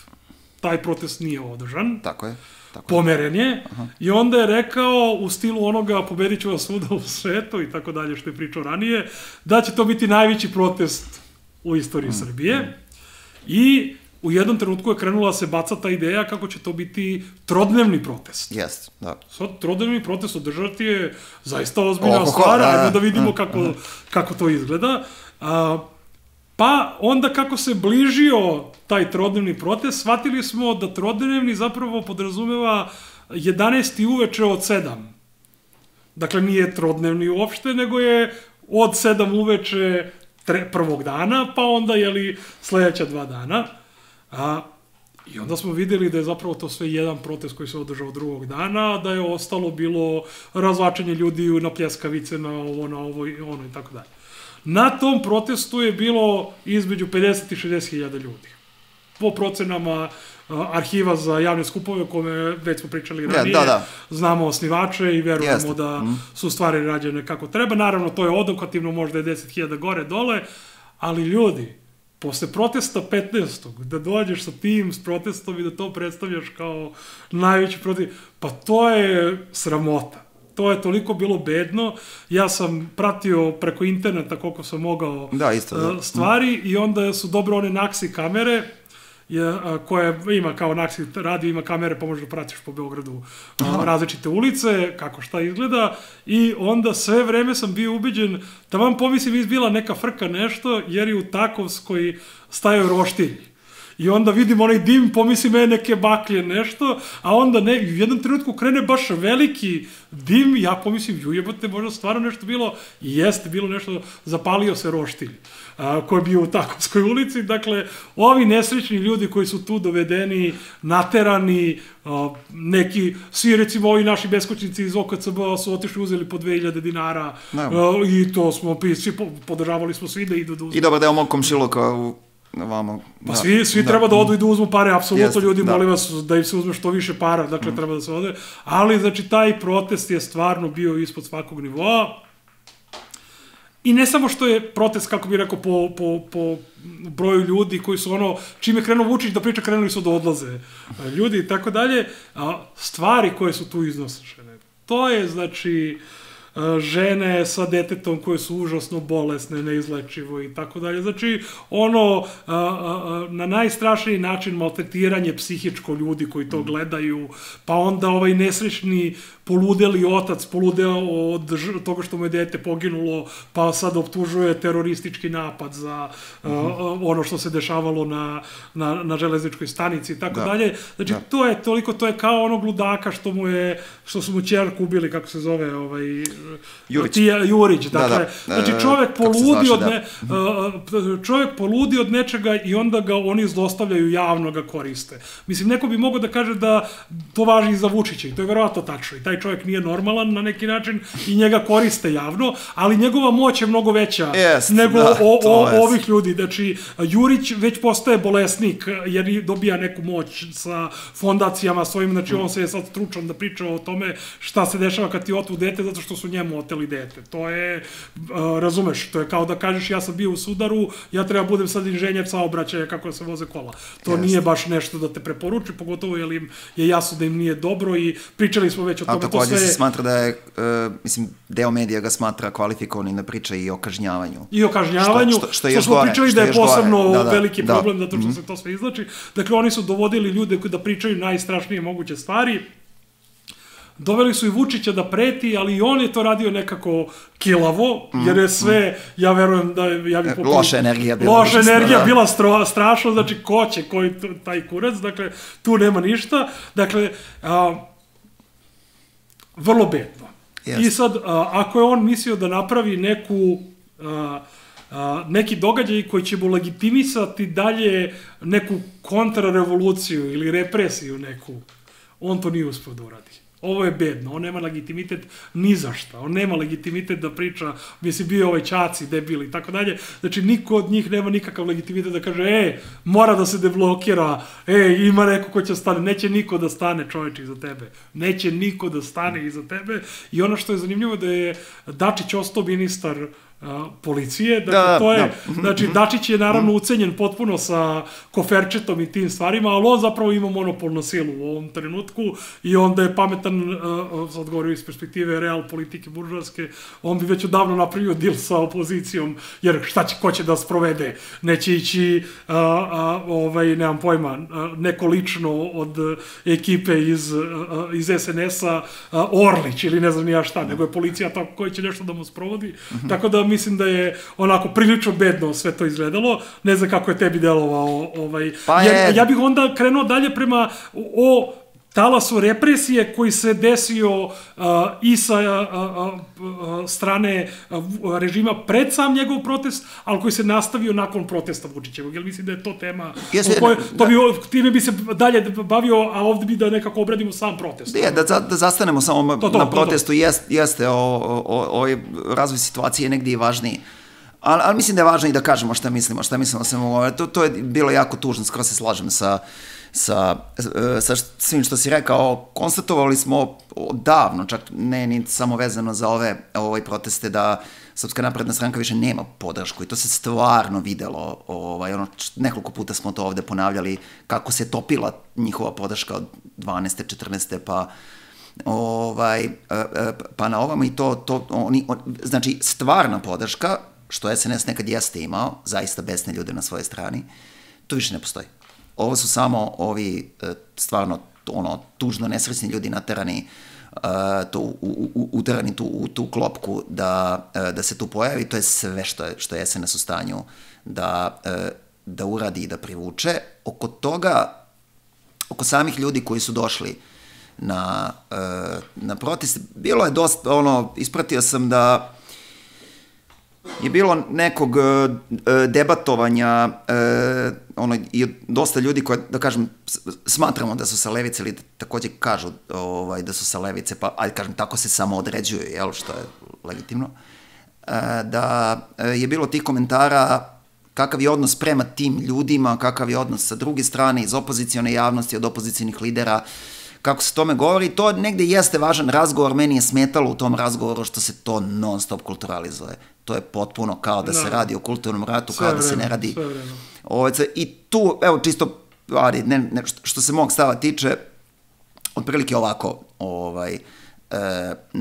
možemo isto link da okačimo, na Pink televiziji je, između ostalog, među onim ljudima koji su potpisivali ona pisma Vučiću koja su se tu potpisivala, bila jedna gospođa iz Niša koja je za sebe rekla da je ona tu nastupa u ime 7000 građana Niša. Radi se bilo je to u široj javnosti, ako se sećate.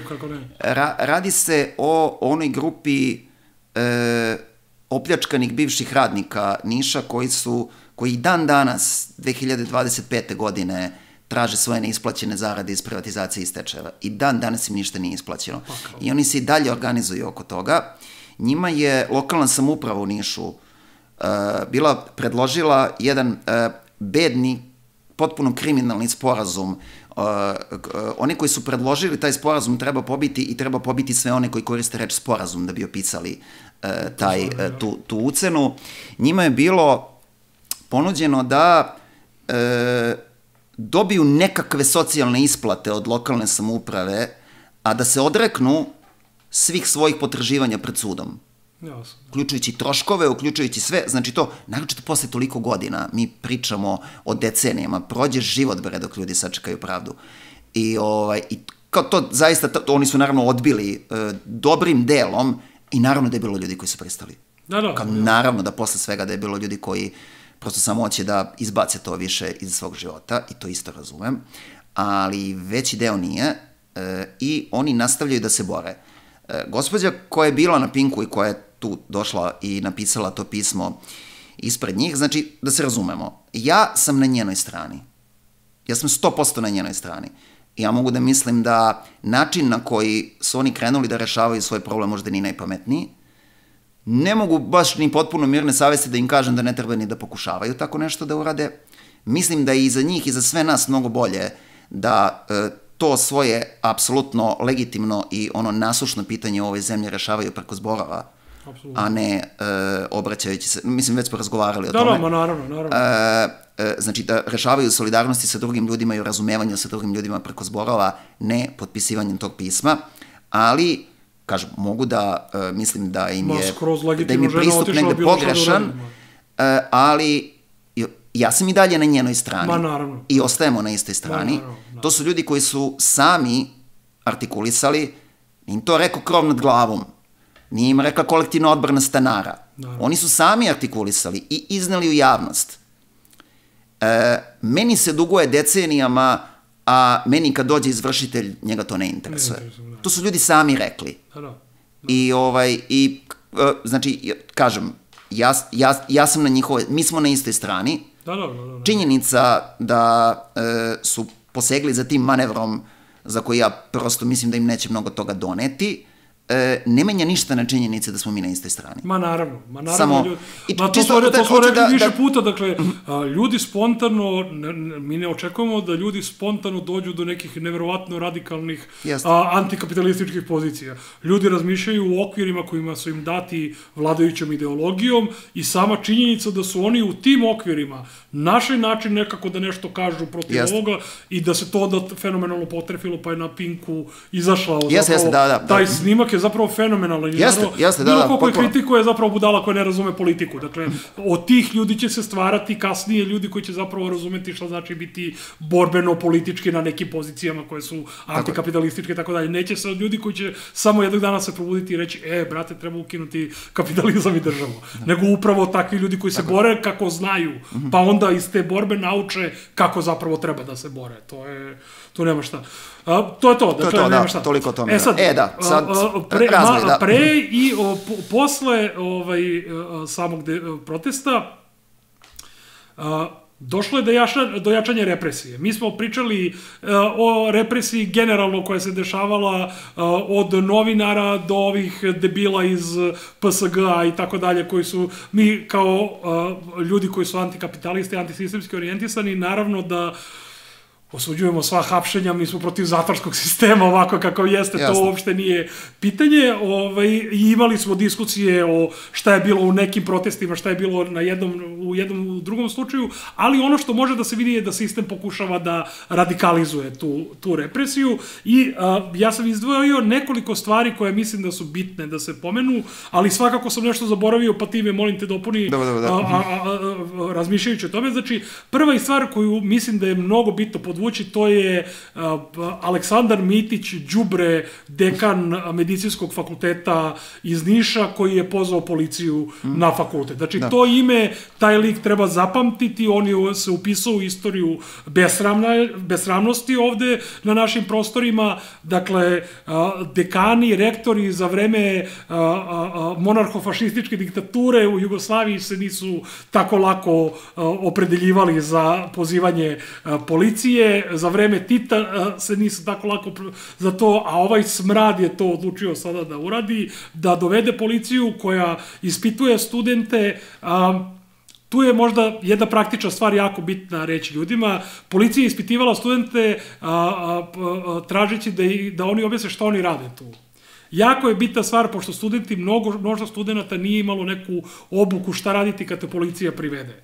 Ljudi, prva i osnovna stvar je, ne govorite ništa policiji. Znači, prva i osnovna stvar je, policiji se ne daju nikakve izjave o bilo čemu dok ne dođe vaš advokat. Kad dođe vaš advokat, ukoliko je u pitanju poziv da budete saslušani u svojstvu građana, znači informativni razgovor, recite samo sledeću rečenicu i to ponavljajte. Ne želim bilo šta da izjavim. Ne želim bilo šta da izjavim. Znači, čak i ako pokušate da se izvučete, pa kažete nešto tipa, nisam ja bio na fakultetu 23. oni će onda u optužnici da stave da ste vi bili 24. Znači, šta god da kažete, čak i ako negirate, može da bude iskorišćeno protiv vas. Studenti, pameti u glavu. Ako se desi bilo kako privođenje, ništa se ne izjavljuje u policiji, ništa se ne izjavljuje ni kad dođe vaš advokat, sve vreme tražite advokata, kad dođe advokat, pošto ima i sumnjivih advokata, ko zna šta će vam predlagati, ključna stvar je, policiji govorite nemam ništa da izjavim. Ako oni imaju neko delo, neki postupak, nek sami kreiraju to delo. Nek izmišljaju stvari, nek nalaze dokaze, a ne da im mi pomažemo time što ćemo nešto reći. Jer im se pomaže šta god da im se kaže. Nije radio Pera to i to u tom trenutku, oni će reći u optužnici Pera je radio u drugom trenutku to i to. Znači, nemojte ništa da govorite policiji dok se ne pojavi optužnica. Ako se ništa ne govori policiji, neće se uglavnom pojaviti ni optužnica. Jer nema materijala, a ako se pojavi, onda će biti potpuno fabrikovana i onda ćemo je lako na sudskom procesu obarati. Tako da, Evo ja sad malo da se blamiram, ja sam, ima tome, boga mi, 15, možda 20 godina, nemam pojma, ja sam jednom stvarno, dobro, ono kao, ja bio mladi blesav, dobro, nisam još bio ne toliko mlad, ali blesav ja sam, mislio da sam pametniji od policije. I onda sam pričao tu nešto, nadmudrivao se, nije se dobro završilo po mene, da ne ulazimo sada u detalje, ali to što si rekao, ne znam, nekako situacija je bila tako da sam bio u gasu da ću sad ja da se pravim pametan tu. I mislim, okej, ako se nekome to uradi u redu, ali prosto nije se dobro završilo po mene, samo ću to reći, da, šta god da kažeš, naći će način da se izvrne, bolje ne daj ništa. Bolje ne daš ništa, jer u čemu je stvar? Policija, kada priprema za tužilaštvo, znači materijale, oni moraju da imaju nešto na osnovu čega oni sada neko delo kvalifikuju. Ukoliko vi ćutite, oni onda sve što imaju moraju da nađu. Znači, to smo privačili možda u prethodnoj emisiji, ne mogu da sreti više, možda i nismo, ali znači, ako se pojavi policija sa fotografijom na kojoj ste vi da nešto radite, i onda kaže, daj, priznaj da si ti to radio, evo imam fotografiju. Nemojte da priznate ništa, recite, to nisam ja, dokažite. Jer svaku stvar koju vi ne priznate, oni moraju da dokažu. Ako vi kažete, nisam ja na ovom snimku, oni onda moraju da dovedu veštaka, koji će da dokaže, da ćemo mi da dovedemo našeg veštaka, koji će da dokaže, ili proba da dokaže da li si to ti, da li je to prava fotografija, da li je veštačka ili da li nije. Znači, to je dodatni problem za njih. Ako vi kažete, jeste, ja sam na fotografiji, ali nisam ovo radio, to je već njima olakšavanje posla. Bilo šta, snimak vas kako nešto radite, što ne treba, kažete, to nisam ja, dokažite da sam to ja, to je veštačka inteligencija. Znači, to im kažete ovako u privatnom razgovoru. U izjavi ne dajete ništa. Znači, kada dođe deo gde treba da bude izjava gde se potpisuješ, isključivo stoji rečenica, nemam ništa da izjavim povodom teme, povodom koje ste me priveli, i to je sve što mogu da vam kažem. I u potpisu dole ime i prezime. Tako da to je način, oni su pokušali studente 2014. tako na taj način da u Beogradu represiraju, studenti su bili dobro naučeni, svi su ponavljali u policiji istu stvar, nemam ništa da izjavim, nemam nikakve veze s ovim i nemam ništa da izjavim, samo te dve rečenice su ponavljali i policija je odustala od gonjenja bilo koga po službenoj dužnosti, zato onaj degenerik Čeda Antić neke studente mora privatno da tuži, jer policija nije radila to. Dakle, ljudi, nikada ništa ne govorite u policiji. A ovog smrada Mitića, ja ne mogu da se setim, negde sam čuo da li je u Pokretu socijalista ili tako nešto, nemoj da me držiš za reč.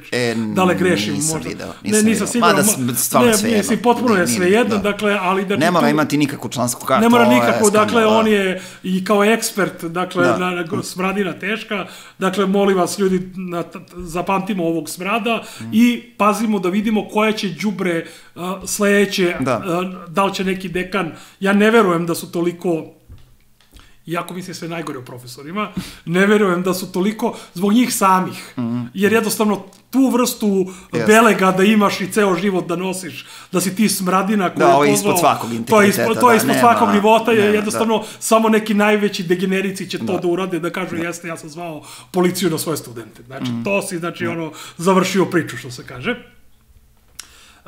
Ali dalje se desilo još nekoliko stvari koje mislim da su onako baš problematične vezane za tu represiju. To je hapšenje i privođenje i maltretiranje ovog Đajića, Zorana, čoveka koji je zviždač, uzbunjivač vezan za nadstrešnicu koja je pala, koga ja, znači, sam video po prvi put u tom kontekstu, nikad nisam ranije čuo za njega i video sam da je krenuo sa nekih poziciji malo i neko hrišćanstvo, nešto ovo, znači neki običan Srbin, dakle, tako mi je delovao, koji je onda sa vremenom počeo da bude sve progresivniji. I da, ne samo da insistira na zborovima, plenumima i tako dalje, nego on je bio povod da mulava Ana Brnabić kaže da je jako veliki problem što u protestima sa jedne strane se borimo sa autošovinistima, a s druge strane sa anarchokomunistima. Brnabić je to rekla na izjavu Đajićevu koja je pričao o tome kako će studenti ne samo da promene Srbiju, nego postavljaju model za Evropu i da se Evropa oslobodi diktature kapitala koja tamo postoji. Znači, čovjek ima jako, jako progresivne stavove koje deli javno, koji je, znači, meni je to fascinantno da je to jedan, da ne govorimo o njegovoj zasluzi kao uzbunjivača koji je rekao šta se dešavalo tamo, pa time se ove laži kojima su krenula država da laže, da nije radila nadstrešnicu, da ovo, da ono i tako dalje, da je to, znači, koliko je on bitna figura, a onda imala i takve iskorake političke da razume stvari na strukturalni način i malo više. On je, možda ne taktički, rekao sledeću stvar na Twitteru, on je napisao da on predlaže da zborovi, znači nikakva ekspertska vlada, nikakva prelazna vlada i tako dalje, u Srbiji izglasaju smrtnu kaznu za Aleksandra Vučića. Sad, to apsolutno ulazi u domen slobode govora. Apsolutno. Taj čovjek je represiran zato što je rekao neku stvar koja podrazumeva određenu proceduru. Znači, on nije rekao, ajmo, idemo mi sad ovoga da zadavimo ovako, ja ću sad s grupom ljudi ili tako nešto, nego će on u zborove koji su zakonom definisani kao model samoorganizacije naroda, da se nešto predloži.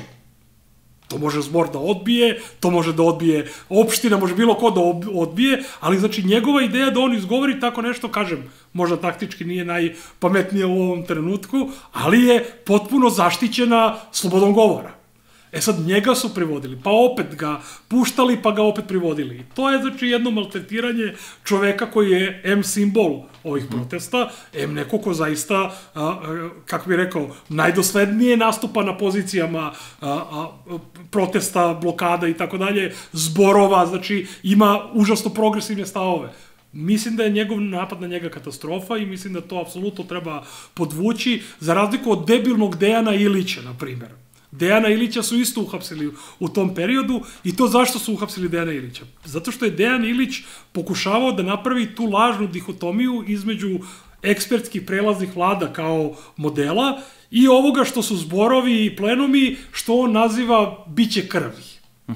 Jer on, dakle, ne može da zamisli sad mirne zborove, plenume i tako dalje i on je onda pokušao u javnosti da kaže da postoje ekspertska vlada i taj model idiotski koji oni predlažu i sa druge strane zborovi i plenovi koji su za njega jednako krv.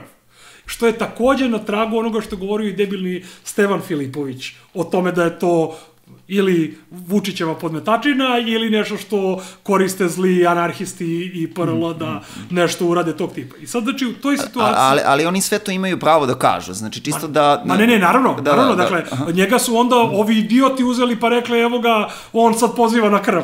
Znači, što je potpuno suprotno od onoga što je on govorio. Znači, ne govorimo ovde o tome da je trebalo uhapsiti Dejana Ilića. Ja mislim da Dejana Ilića treba Narodni sud da strelja, generalno, znači, mislim, nadam se da mi država neće uhapsiti sad oko toga, znači, ja mislim da Narodni sud njega kao ratnog huškača treba da sudi, dakle, država nema legitimitet bilo koga da hapsi.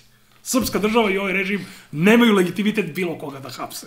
To je stvar i premisa od koje mislim da treba krenuti. Dakle, to su ljudi, znači ti ljudi i eksperti koji rade s njima su nam srušili na gradu nadstrešnicu, popljačkali ljude, uništavali prava i tako dalje, oni nemaju legitimitet bilo koga da hapse. I to je premisa od koje krećemo, da ne bude nekome sada pogrešno percipirana naša pozicija ili nešto tog tipa. To što je Dejan Ilić debil, ne znači da treba neko da ga uhapsi, ali mislim da treba praviti razliku između onoga što je on radio i pričao u odnosu na ono što je pričao ovaj Đajić, zato što je to potpuno su različite stvari. Znači, ti nisi... Jesu, da. Znači, ti si predlagao smrtnu kaznu, znači, potpuno legitiman, nešto što je deo, kako bih rekao, najrazvijenijih država na svetu i dalje ga je taj varvarski metod smrtne kazne i tako dalje, tako da to je meni simptom maltretiranja i pojačavanja represije koja dolazi i na koju je potrebno zbiti busije. Treba zbiti redove,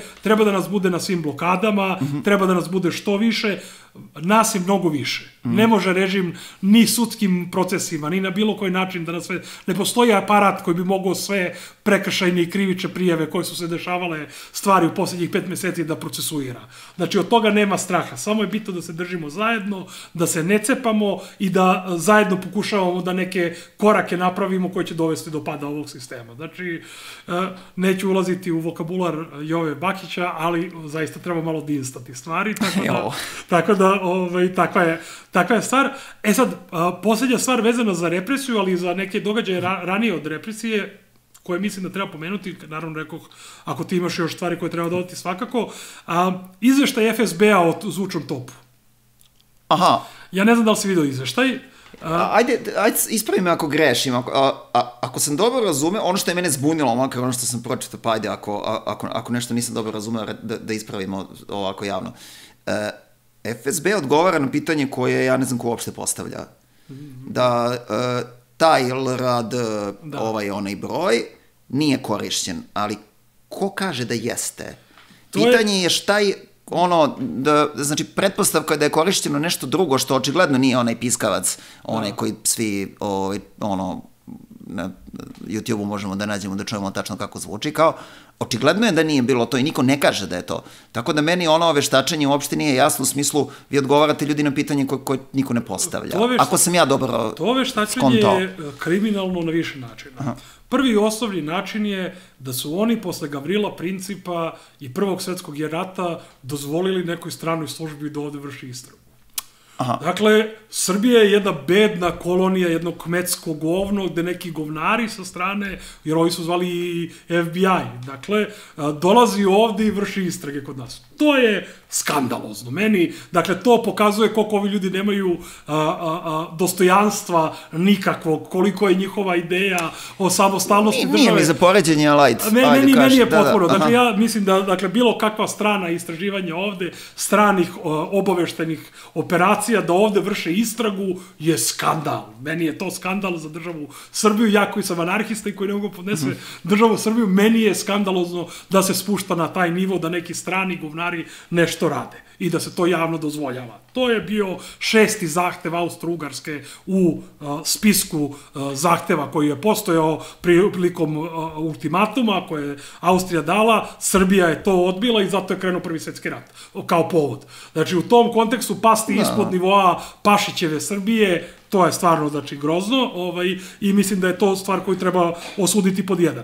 Pod broj 2, u tom tekstu ima i lj, neko je našo lj, slovo lj koje ne postoji u ruskom jeziku, sad ko zna ko je to pisao i tako dalje, dakle, ali ono što je ključno je to što si ti pomenuo uz jedan dodatak. Prva stvar je njihov zaključak da ono što se nalazi u skladištima vojske i policije nije tog dana korišćeno. To jasno implicira da neće da kažu da li je nešto drugo korišćeno. Jasno, da. Nešto što je u privatnom vlasništvu, nešto što je u vlasništvu nekog drugog. A onda kažu, a i tu postoji opasnost da je to urađeno od strane nekog drugog, i onda kažu da su ljudi glumeli da su pali od ovog te. Što je, znači, nivo ispod svakog nivoa. Znači, oni su sada na nivou ovog nesrećnika koji priča da je teroristički napad ubio mu dete kada je pala nadstrešnica. Znači, oni su odlučili da grebe u pod dnu. Znači, oni će sada tvrde da su neki ljudi, mi znamo neke od njih privatno. Orkestrirano, kao... Mi znamo lično neke od tih ljudi, da su ti ljudi orkestrirano pali da bi glumili top. To je nivo stvarno, kako baš je blam je da to pričate, blam te baš te retardi i to samo neko ko je degenerik može u to da poveruje, dakle to je jedna stvar. Ali mnogo bitniji moment je taj gde oni kažu da to što je bilo tu tada nije korišćeno. Što implicira da je nešto drugo korišćeno. E sad, u toj situaciji ključno pitanje države Srbije koja ne kaže, koja kaže, evo nije korišćeno ovo, kaže FSB. A ne kaže, ljudi, FSB kaže da je možda neko drugi koristio nešto. Daj da vidimo šta je, ko je to ko koristio kod nas. Čak i ta njihova idiotska priča da je to odglumljeno. Ko je odglumio? Ajmo da vidimo. Ajde da čujemo ko su ti ljudi koji su odglumili i ko su ljudi koji su nešto pustili. Jer, pazi, ako ti kažeš da je to neki strani terorista uradio, pa zar nije valjda prioritet države da vidi koji mu je strani terorista pokušao da mu podmetne podmetatičinu koja je mogla da se završi krvavo? Zar nije to pitanje? Ajmo da vidimo. U redu, znači neko je podmetao, niste vi. U redu, da vidimo ko je. Zar ne treba to da bude prva stvar? To je prva stvar koja država treba da reši. Kao, čekajte ljudi, ko nam je podmetnuo? Ko je pokušao da napravi krvoproliće? To je pitanje, da vidimo ko su ti ljudi. Ko su ljudi koji glume da su pali od tega. Naravno, ništa od toga se ne postavlja kao pitanje. Zato što je to radio neko, verovatno, ili iz privatnih paravojski Vučićevih je kupio neki slabiji, ko zna šta je radio, dakle, to je nešto što treba institucije da ustanove. Dakle, to nije stvarno nama, a reakcija institucije na ovo pokazuje šta je zapravo motiv. Znači, motiv je da se igrom reči, da se kaže, nije ovaj konkretan korišćen. Who said it is?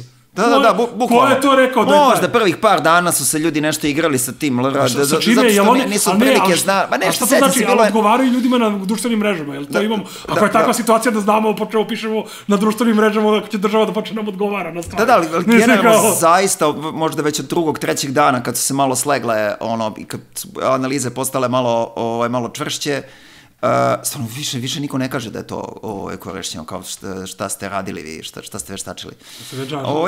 Ne slažem se sa onim poređenjem sa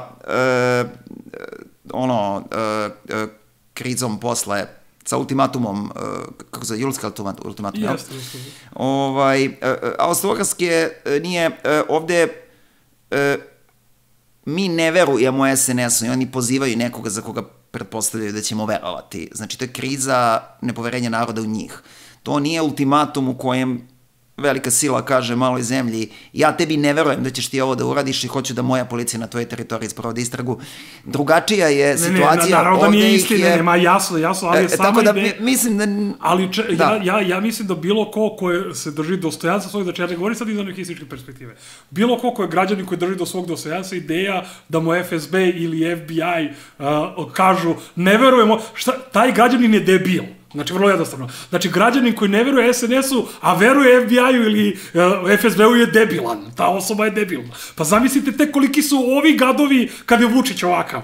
Znači, zamislite, BIA je na usluzi ovim različitim ekipama, zamislite koji su smradovi FBI, po kraju slučaju mi smo pričali šta je FBI radio od Trumpa nadalje sa svim situacijama, ili FSB, mislim, nemojte da ulazimo u te detalje šta je radio. To može zapravo da veruje samo neko ko veruje u ekspertsku vladu.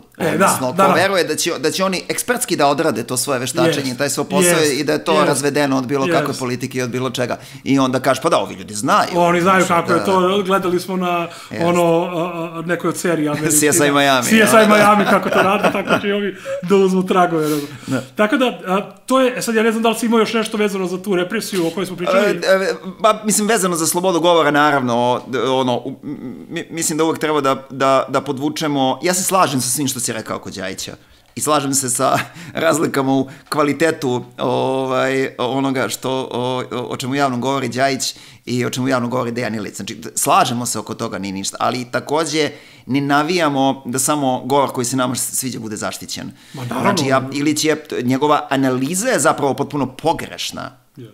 Do građanskog rata će dovesti zahtev za ekspertskom vladom u situaciji kad tu vladu neki ljudi protiv neke policije budu trebali da uvedu u kabinete.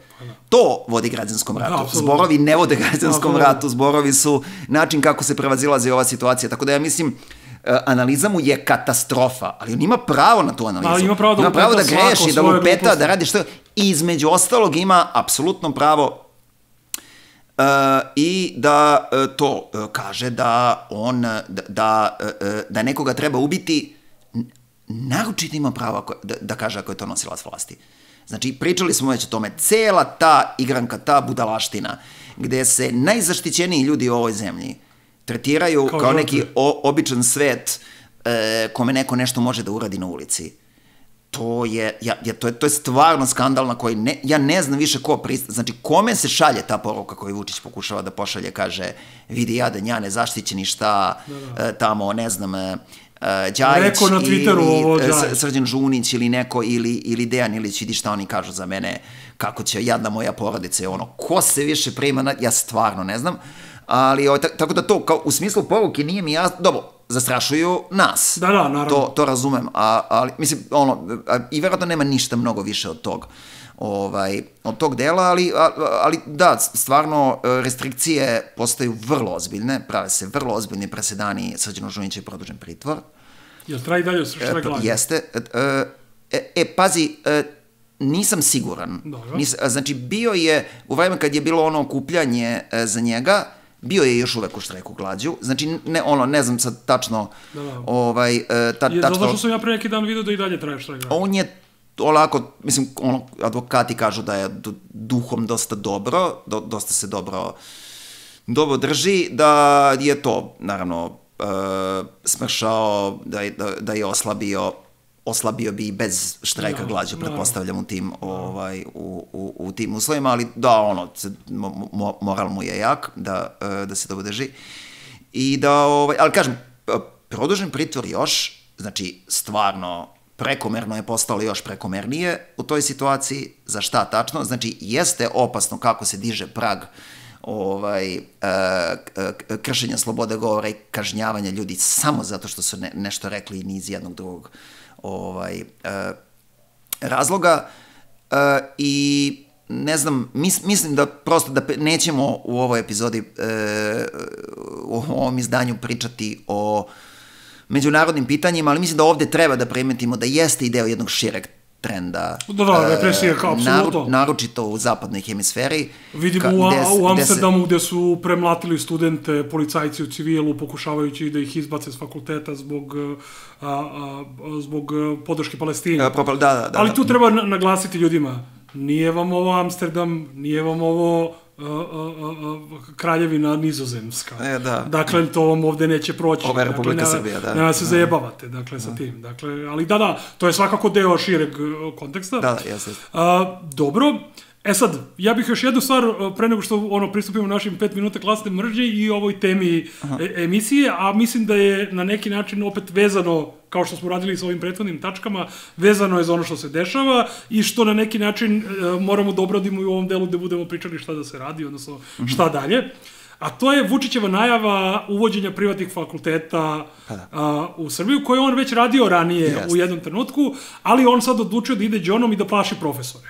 Profesori su generalno strašljive životinjke i onda prvo im je krenuo da im seče plate, a onda je krenuo da preti sa uvođenjem privatnih fakulteta. Ono što je zanimljivo, naravno on to radi uz argumentaciju koja je identična argumentaciji Zorana Đinđića, a to je kako je privatna svojina se kazala kao mnogo bolja od zajedničke državne i da bi se napredovalo mora da je privatna, ona je mnogo efikasnija. Naravno, pričali smo mi o tome ranije, više puta su rađene istraživanja koje su pokazala da privatne firme, na primjer u Britaniji, gde su stvari prebacivane iz državnog u privatno vlasništvo i okolo i nazad, se pokazalo da apsolutno je potpuni mit, da je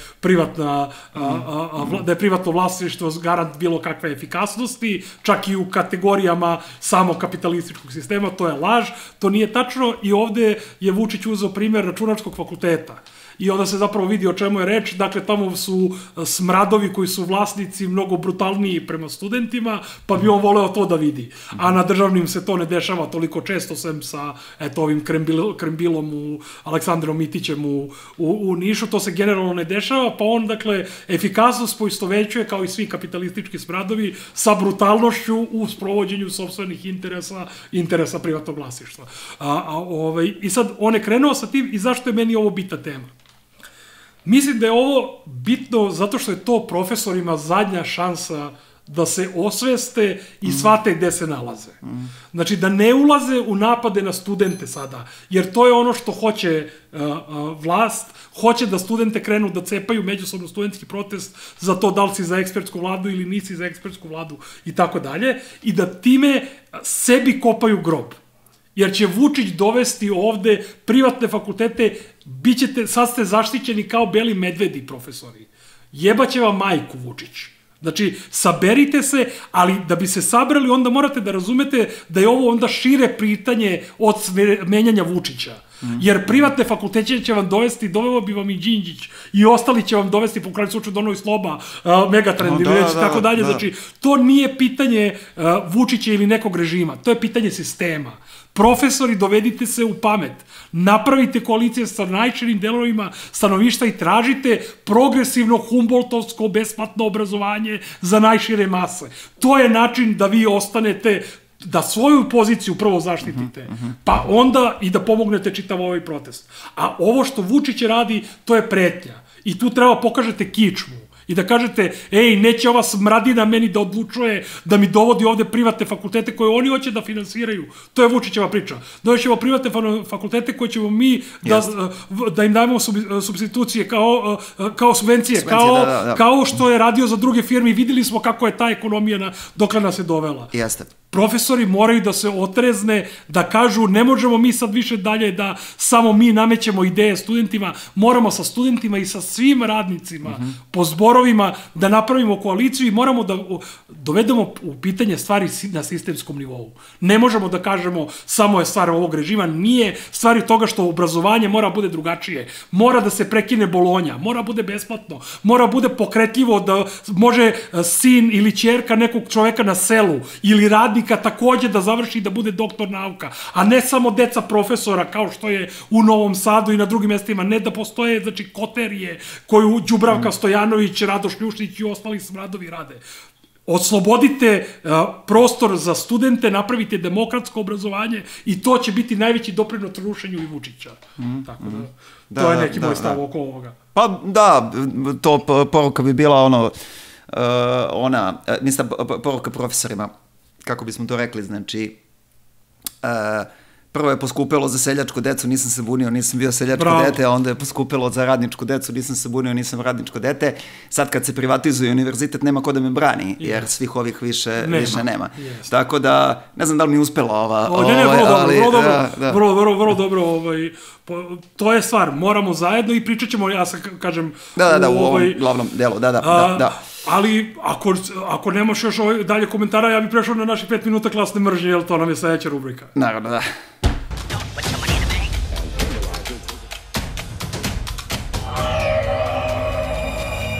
Evo nas u naših 5 minuta klasne mržnje i sad nismo posebno radili temu vlade nove koja je postavljena, koje znamo da su sve neki papeti i tako dalje, ali bit će prilika o njima da pričamo u narednim emisijama i sad ljudi su mislili recimo da bi bilo dobro da Dejan Vuk Stanković bude tema za 5 minuta klasne mržnje, jer je on očigledno doveden tu da udara po studentima i tako dalje. Srećom njemu je pozivilo prilikom inauguracije, dakle, i verujem da je velikim delom to i posljedica činjenica da je 45 ženskih organizacija tražilo da on ne može da bude ministar zbog toga što je seksualno uznemiravao studentkinje. Ja generalno mislim da uvek treba stvari da prođu u proceduru, ali znajući poziciju profesora i koji je odnos moći prema studentima i generalno seksistički i mizogina ponašanja naših profesora, i znajući koja je ova smradina, to me ne bi čudilo uopšte, drago mi je da mu je pozilo, pogotovo zato što je zadatak koji mu je dat jasan, ali njime ćemo se baviti sigurno u narednim epizodama, mnogo detaljnije, zato što će on vući neke korake koji će nam na prvu loptu biti zbog studenta tu, pa smo rekli, hajde da vidimo nekoga ko nije na prvu loptu... Ko je manje očigledan. A ko je jednako gadan.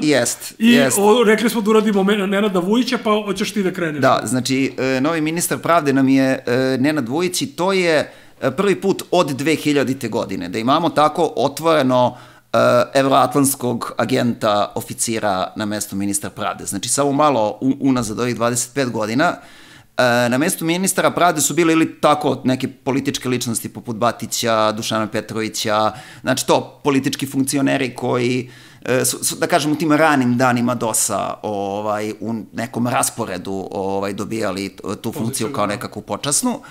A onda su negde od Snežane Malović pa na ovamo takve ljude, neke krupne političke figure, lidere stranaka i nešto, zamenili ljudi koji su neke blede osobe koje popunjavaju tu stolicu, koje očigledno ni o čemu ne odlučuju. Stalno smo pričali o tome da je Slobodan Homen bio de facto ministar, a ne Snežana Malović koja se ni za šta nije pitala. I onda tako i sa Stefanovićem, koji u vreme kada je bio ministar pravde, kada je bio jedan Klipan, zapravo tek izašao sa fakulteta, on nije bio ovaj današnji moćni Stefanović, on je bio i tako neka bledunjava figura koja tu samo potpisuje i ni za što se ne pita, pa onda Nela Kuburović, pa onda Maja Popović. To su tako sve bile, kažem, ta neka vrsta ličnosti, nekakvi potpisivači, a oni koji su zaista sprovodili takozvanu reformu pravosuđa, odnosno organizovali naše pravosuđe da ono radi za strane investitore, za strane zemlje i za naše bogataše i ni za koga drugog. Znači to da mi danas imamo zemlju u kojoj pristup pravdi, takozvani, kako oni kažu, ne postoji. Znači, između vas i pravde je gomila novca i to ne postoji za ogromnu većinu radnih ljudi u našoj zemlji, nema pristupa pravdi.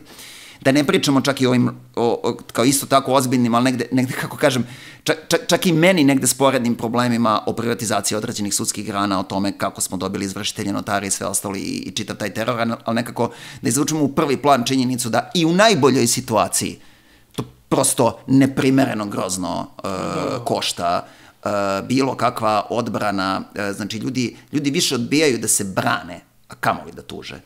Mislim, i sad ta reforma koja je tako organizovana da za nas nema pravde, a da pravda postoji za strane banke, za investitore, znači za strance na teritoriji naše zemlje i za njihove kompradore ovde i samo za njih postoji pravda. Taj sistem smo dobili u sastavu takozvane reforme pravosuđa u procesu pridruživanja Evropskoj uniji. To je nama naša Evropska unija dala, to je njen rezultat u pravnoj sferi, ne pričamo sada o nekim drugim sferama, ali sami ministri pravde koji su to vodili nikada nisu bili ovako otvoreno evroatlantski oficiri kao što je gospodin Nenad Vujić, koji je, znači, rođen 66. godine u Loznici, završio nema veze. Sada, on je 2010. godine imenovan za direktora Pravosudne akademije. Pravosudna akademija je glavni hub evroatlantske kontrole našeg pravosuđa. Znači, to je mesto kroz koje svako ko radi u pravosuđu, znači sudu ili u tužilaštvu, mora da prođe. Oni takođe edukuju našu policiju, to sve ide kroz usklađivanje sa Evropskom unijom, tako to oni objašnjavaju, mi razumemo šta zapravo usklađivanje sa Evropskom unijom znači.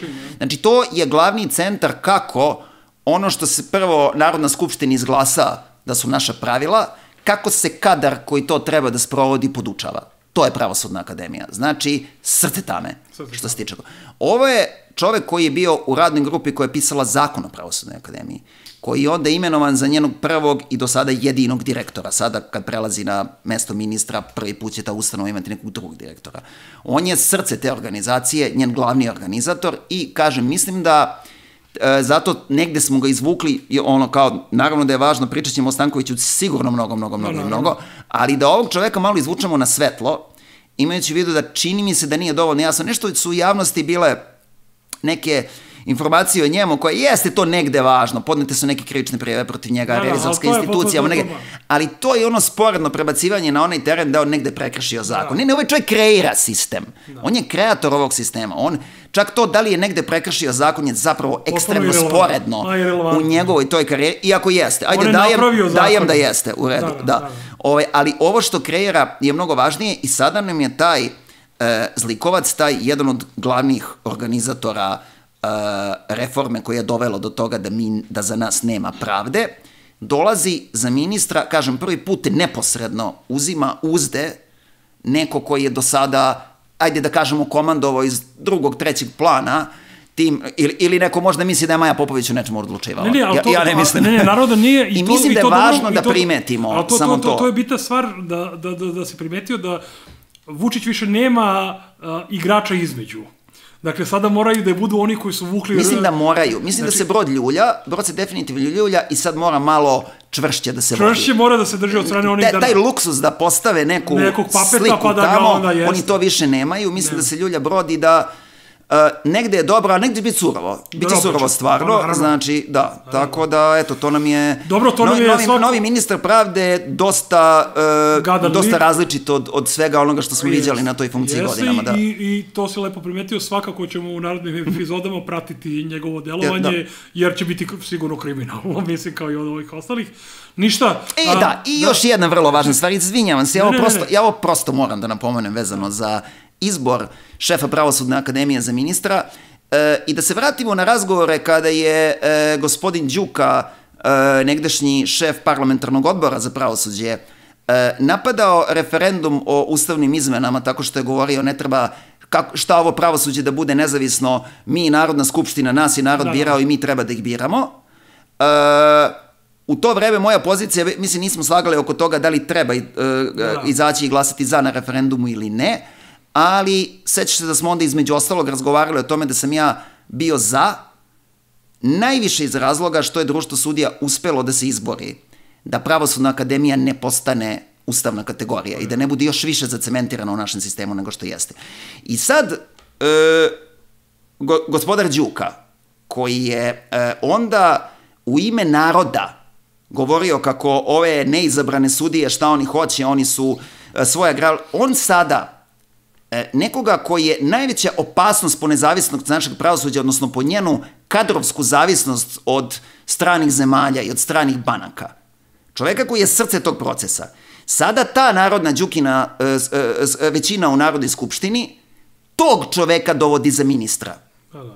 Mislim da je jasno. Kao i obični nacionalisti su uvek najveće slugeranje, dakle, imperialista, i to je nešto što se, kako bih rekao, neprekidno iznova potvrđuje. Da. Sa svim njegovim onim narodnjačkim mene je narod birao, ja to treba, a ne ove sudije niko nije birao. Da. I sad si ti za ministra doveo ovoga. Bravo. To je 5 minuta krasne mržnje, mrzimo Nenada Vujića, mrzit ćemo ga i dalje, i Đuku naravno. Vidimo se onda u temi emisije. Vidimo se.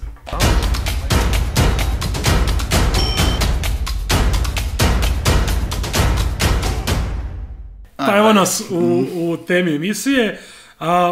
Šta da se radi, smo naravno ukrali iz mnogo slavnijih prethodnika, od Černiševskog do Lenjina i tako dalje. To pitanje se više postavlja u formi šta dalje. Kako dalje. Kako dalje, dakle, to je formulacija koja je danas aktuelna, pa smo se dogovorili da nekako ovaj deo emisije posvetimo nekim našim idejama šta je sada dalje raditi, pa evo, hoćeš ti da kreneš? Hoću, da. Prosto, ja dolazim sa, pretpostavljam da dolazim obojica, kao čisto samo pričam svoje ime,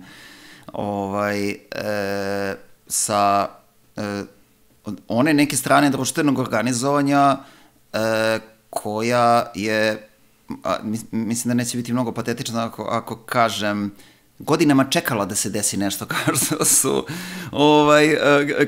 kao što su studentske blokade, plenumi, izlazak plenuma u društvo i ceo ovaj proces koji se događa je nešto što je nama u ranijim organizovanjima nedostajalo i činilo nam se kao da se organizujemo u nekom vakumu, u nekom društvu koje je potpuno atomizovano i da se nalazimo u nekoj pustinji. I ovo je sad jedna fantastična situacija u kojoj se ne nalazimo u pustinji, nego se zaista nalazimo u društvu i razgovaramo sa drugim ljudima. Konkretno, sad ću, manje ću pričati o partiji Radikalna levica, više o krovu, objasnit ću i zbog čega.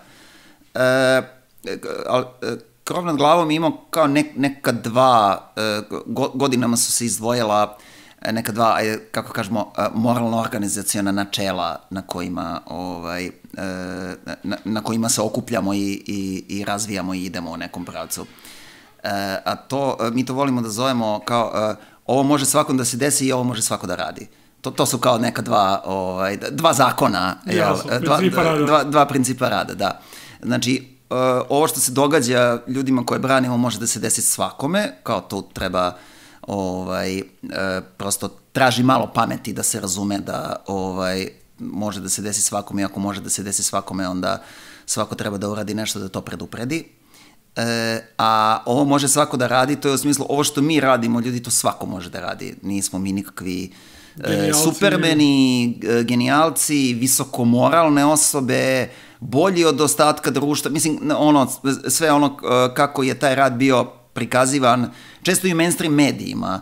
Znaš, kao, jedne godine smo dobili nekakvu nagradu za nešto, ja sam zaboravio šta, kao od nekog medija, nešto na kraju godine, u smislu, nešto što u principu ne pomaže mnogo radu, zato što nas predstavlja kao nekakvu avangardu, znaš, neke tamo izuzetno moralne, izuzetno posvećene ljude koji deluju, bože, s nekog astralnog skoro plana, razumeš, da se... A da, kao poruka koju smo stalno pokušavali da prenesemo je, ovo može svako da radi, ovo ne traži ništa naručito od ljudi. I sada je društveno-politički ambijent je takav da sa tim svojim načelima možemo nešto da uradimo. Znači, ozbiljno aktivirano društvo oko ozbiljnog problema, govorimo o nadsršnici, naravno, o tragediji i zločinu koji je izazvao proteste, pa onda studentske blokade, pa onda i da blokade budu na demokratski način organizovanje i onda izlazak toga društvo, da, kažem, napokon živimo u ambijentu koji nam ide u prilog, onome što smo do sad radili i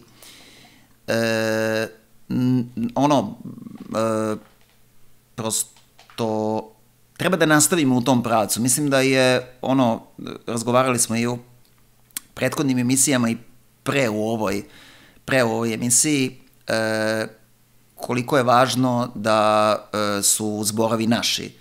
Počeo od toga što pomenuti zbor krova nad glavom, kako kaže, nije zbor krova nad glavom, mi smo inicijatori, zbor je ljudi koji dođu, kao i svaki drugi zbor. Naravno. I to je prilika kakvu nismo imali, ja da budem iskren, verovatno od kad ja znam za sebe i od kad se bavim politikom, da to zaista bude to. Znaš kao, bilo je direktno demokratskog organizovanja u ovoj zemlji i ranije, bilo je studentskih blokada, bilo je različitih protesta koji jesu imali tu dimenziju, ali na ovom nekom širokom nivou nije se događalo, odlična je prilika, ne treba je propuštati i mislim da je važno da razumemo da učestvujemo trenutno u nečem što je mnogo veće od rešavanja pitanja ovog trenutnog režima, koji je naravno apsolutno kriminalan. Potpuno je neverovatno da moram da izgovarim ovo ovako opšte mesto, ali između ostalog moram zato što nam se prigovara po internetu. Nešto sam čitao, zapravo možda je bilo i kod ovih profesora FDU, kad kaže ograđuju se od svih osim od Vučića. Ili tako nešto. Jeste, zavisi sad ideja se ograđuješ od Vučića protiv koga si u borbi u tom trenutku. Da, i onda je to kao važno. Jeste, da.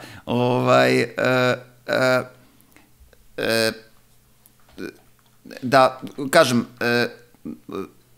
ono što se odvija je jedan povratak društva još od ubijanja radničkog samoupravljanja i društvene svojine krajem 80. godina i onda kako smo prolazili kroz prvo za vreme mobilizacije za rat, sankcija, pa onda u privatizaciji kroz jedno potpuno ubijanje, pričali smo više puta o tome, kroz potpuno ubijanje ne samo društvenih organizacija, nego poverenje u društveno organizovanje, poverenja da nešto možemo da uradimo zajedno i solidarno. Da povratak toga, prosto mislim da treba da na najozbiljniji mogući način pristupimo tome kako se od ovoga stvara trajno organizovanje. Jedan od problema koji tu postoji jeste da prvo treba da razmišljamo o tome kao trajnom organizovanju, kao da napokon smo razumeli da moramo da čuvamo jedni drugi jer nema ko da nas čuva, neće doći niko ni iz Strasbura, ni sa Andrićevog venca, ni bilo kakvom tom, moramo da brinemo jedni o drugima i da se organizujemo za sebe, jer neće nam to niko učiniti. I, kažem, trenutak je takav da prosto mislim da možemo da konstatujemo bez mnogo nekog kao lažnog optimizma ili patetike da postoji jedna društvena zrelost koja se sad pokazuje kroz zborove da smo tu.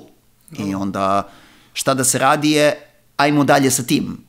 Ako razumeš što hoću da kažem. Apsolutno, ne, slažem se potpuno, a reci mi, zato što si rekao da više kao krov nad glavom nego PRL, pa mi nije jasno zašto si pravio tu distinkciju, rekao si kao više ću govoriti kao krov nad glavom nego PRL.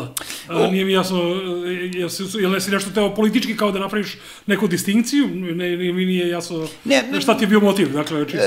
Zbog tog modela organizovanja koji je odgovarajući načinu na koji se ljudi danas organizuju. Znači, Krov je jedna horizontalna organizacija koja je, ona je počela kao koalicija različitih organizacija, od čega se emancipovala 2019. godine, ako se dobro sećam, i postala samostalna organizacija, potpuno horizontalno organizovana, koja u svom načinu rada je već sledila ove principe.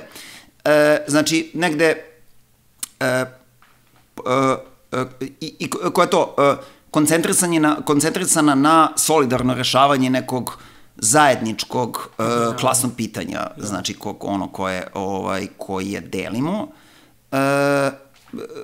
Rekao sam da neću govoriti od partije Radikalne levice zato što je ona, naravno, to je politička organizacija u onom najboljem smislu, ne politička stranka u smislu zakona o političkim strankama u Srbiji, što nije politička organizacija nego firma. Firma za dolazak na vlast i ostvarivanje interesa onih koji za dolazak na vlast ili ulazak u parlament mogu da investiraju, nego politička organizacija u smislu organizacija ljudi koji istomišljenika, koji se slažu oko nekih stvari, koji, kao što smatram da je potpuno legitimno, da se ljudi okupljaju oko zajedničkih ideja i da se bore za te svoje ideje.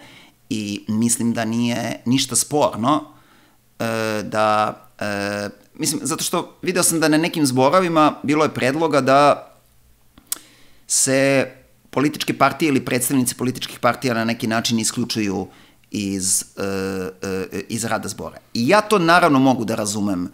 Ne iz rada zbora, nego iz predstavljanja zbora i pozicija rukovodstva u zboru. Ljudi doživljavaju da su ugroženi kada neki organizovani interes, ozloglašeni organizovani interes, kao forma, sa punim pravom, koji odavno nisu organizacije političkih istomišljenika koji se bore za zajedničke ciljeve, nego organizacije raznih, gde sam ja tu, imal mene tute i to tih nekih, da. Likova, jasno. Ne, okej, mislim, čisto sam to teo da se razjasni, da jednostavno iskoristimo ovu priliku da se kaže otvoreno šta mislimo, dakle, kako bih rekao, postoje saopštenja i PRL-a i anarcho-sindikalisti objavljuju različite saopštenja i tako dalje, pa ljudi mogu da se informišu, ali nekako bih voleo da iskoristimo kad već imamo ovu našu platformu i kad smo već nekako bojica ljudi koji imaju određene ideološke stavove i koji su deo na neki način pokreta, jeli, toliko dugo da onda i ekspliciramo naše stavove da ne bi došli u situaciju da neko kaže nisu ste ogradili od svih, su se ogradili sem od Vučića. I tako te budalaštine. Dakle, to su prebacivali studentima konkretno Filozofskog fakulteta. Znači, ti sad imaš blokadu fakulteta protiv Vučića i profesor idiot kaže oni se nisu ogradili od Vučića. Zamisli sada tvoje mentalno stanje, koji si idiot, šta se dešava. No dobro, meni je stvarno većina stvari koje si rekao skroz okej. Mislim da taj pojam partija, stranka je možda korisno napraviti distinkciju, jer da se razumemo, partija je ideološka grupacija i sad tu, kako bih rekao, Malatesta je pravio anarhističku partiju, Proudhon, anarhista, prvi je rekao postoje samo dve partije, partija rada i partija kapitala, i ja sam na strani ove prve. To je u tom nekom širem smislu, a stranke su ono što kod ljudi kod nas poistovećuju sa parlamentarnim sistemom.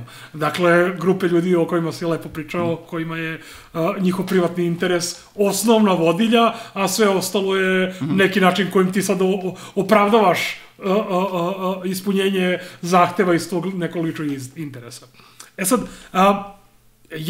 ja nisam član anarcho-sindikalističke inicijative, u tom smislu ne mogu da govorim i nisam delegiran pogotovo, a nisam ni član više, nego sam prijatelj organizacije, tako da ono što ja govorim dolazi iz tradicije anarhizma i anarcho-sindikalizma i to je neka linija koju ću ja predložiti i izložiti, ali ne mogu da, ne treba da me neko drži kao predstavnika stava neke organizacije. Jednostavno, pričali smo o tome, ja nisam iz razloga policijske represije član bilo koje organizacije, te organizacije su obično targetirane kad sam ja član, tako da nemojte ljudi da radimo ono što inače radi policija, dakle na osnovu moje priče da neko bude prozivan. Ja bih krenuo od istraživanja Instituta za društvene nauke, koje je pre neki dan institut je izašao sa podacima koji kažu da 84% pristalica studenta, a broj pristalica studenta je ogroman u populaciji en general, podržava ideju generalnog štrajka. E sad, kada se sad kaže u poslednje vreme generalni štrajk, ljudima prvo pada na pamet ovih par vrlo nesrećno organizovanih TZV generalnih štrajkova, mi smo pričali u nekoliko epizoda o Smatračice, da generalni štrajk nije uzimanje slobodnog dana, nije gazda koji kaže ajde sad ne radimo danas. Generalni štrajk je nešto što organizuju radnici.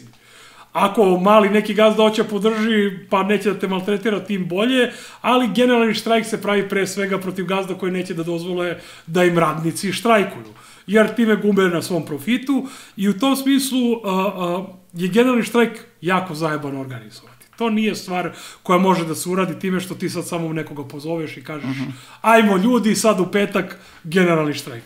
To smo videli kao model i videli smo da to ne radi. Ali, dakle, s druge strane, veliki broj ljudi smatra da je generalni štrajk način. Ja konkretno, od kad znam za sebe politički, smatram da je generalni štrajk način na koji možemo da promenimo sistem, zato što njime zaustavljamo cirkulaciju kapitala. Zaustavljamo sistem i onda se otvaraju prostori, kad zaustaviš sistem, otvaraju se prostori za različite stvari koje mogu budu ovakve, onakve, ali mogu budu i skroz dobre iz neke, da kažemo, levičarske, antikapitalističke kuhinje. Dakle, otvaraju se vrata, sad su vrata zatvorena.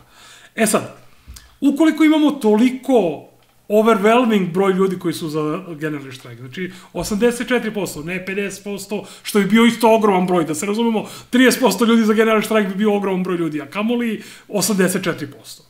Onda treba postavimo pitanje kako mi da napravimo sa taj generalni štrajk, jer očigledno postoji podrška za to.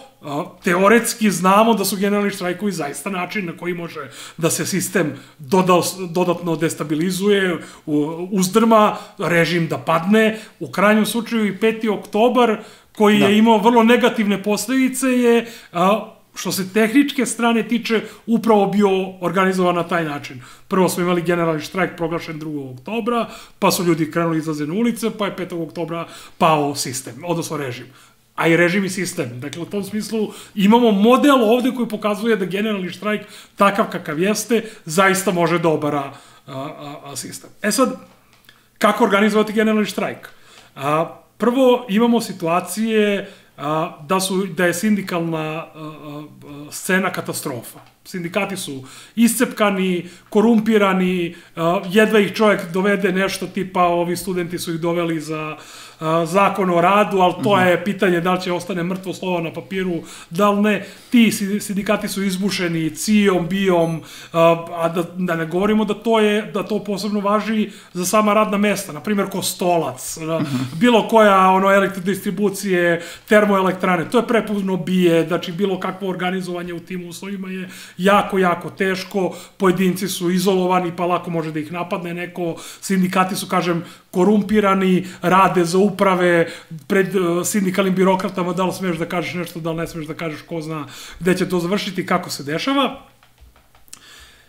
I ja onda mislim da tu treba da postavimo pitanje, ok, hajmo da vidimo da li je generalni štrajk to rešenje za promenu sistema, i ako jeste, ponovo kažem, istorijsko iskustvo nam pokazuje da jeste, znači, kako ga organizovati? Šta mu je alternativa? Znači, alternativa koja se nudi od strane jednog dela opozicione javnosti i dela profesora je ideja ekspertske vlade, prelazne vlade, o kojima smo mi pričali u jednoj od prethodnih epizoda i ukazali na te probleme od toga da to Vučić mora da izglasa, do same ideje eksperata koji će da budu nepolitički pa će sprovoditi stvari kako treba. Mislim, u krajnjem slučaju, eksperti su oborili nastrešnicu, napravili nastrešnicu da nam padne na glavu. Đuro Mazut, što je premijer, on je zaista poznat kao ekspert za endokrinologiju i tako dalje. Dakle, to nije nikakvo rešenje. Da ne govorimo, kažemo, o tom nedemokratskom elementu, da sad ko će to da izglasa, kako će se nabiti to. Postojale su i druge alternative, na primjer, ljudi koji razmišljaju da nađu neke alternative unutar parlamentarnog sistema. Naprimjer, čuo sam za neke ljude društveni front ili već kako se naziva, ideje da se prave izborne liste gde bi ljudi koji su na izbornim listama bili nekako vezani za sam protest, pa bi oni onda na izborima društvo prilagođavali, uvodili plenume kao bitnu stavku organizovanja i tako dalje. To su ljudi koji nemaju, te ideje su zapravo dolaze od ljudi koji nemaju iskustva sa izborima i ne znaju da izbore kontroliše onaj koji može plati notare koji će da ti za 50.000 evra overe sve potpise. Znači, čak i da studenti sakupe potpise, gde ćete da nađete 50.000 evra? Ko ima 50.000 evra? Pa 50.000 evra ima Đilas, 50.000 evra ima Miki Aleksić, ima Vučić, ima tako dalje. Oni su ti koji kontrolišu ili sa druge strane ima tih voluntarističkih ideja koje su zaista deluju kao neki primitivno pomalo, dakle, razumevanje parlamentarizma, koji ste vi, na primjer, koji ste kao partija probali da učestvujete iskucili iz prve ruke, a recimo ponavlja se sa onim što je radila Radnička fronta u Hrvatskoj, da ti sad kao imaš neku odluku da će se ljudi rotirati, da možeš da ih smeniš i tako dalje. To je imao i Srđan Nogo, on je predlagao da postoji izjava koju će svi poslanici da... Ali to je kao neki fah idiot pravnog fakulteta ili ovo su neki fah idioti filozofskog fakulteta koji veruju u etiku ili tako nešto. Dakle, poslanik je vlasnik mandata. Možete da mu popušite kurac sa svakim papirom koje je podneo, sa zakletvom koje je podneo u crkvi, kao što su radili radikali. Dakle, ne postoji način da se čovjek koji je delegiran kontroliše. Dakle, ne možemo ništa da mu uradimo, jedino što možemo da verujemo da je ta baš osoba do jaja, da je dobra, ali to je onda čist voluntarizam. Možda nas je prevario, možda je stvarno super osoba, a možda je govno. Ne možemo našu sudbinu da dajemo u ruke takvih varijanti. I zato se opet kažem, vraćam na ideju generalnog štrajka, vraćam se na ideju da kao materijalisti jedino iz čega možemo da učimo je istorija, i vraćam se na ideju 5. oktobra koji je imao kriminalne rezultate, uopšte sad ne da ulazimo u to, ali je metodološki i kao model borbe pokazao se da može da promeni sistem i režim. To je ono što se desilo nakon 5. oktobra 2000. E sad, ponovo kažem, pitanje je ko da organizuje... I kako da organizuje. Moja ideja je, i to je nešto što sam pričao sa velikim brojem anarhista, anarcho-sindikalista, ljudi koji dolaze sa revolucionarne levice, ne nužno samo anarhista, nego i boljševika, komunista i tako dalje, a koji razumeju nužnost onoga o čemu smo ranije pričali kad smo kritikovali kršenja direktne demokratije i tako dalje, kad smo pominjali oko OKCB-a i ostalih stvari,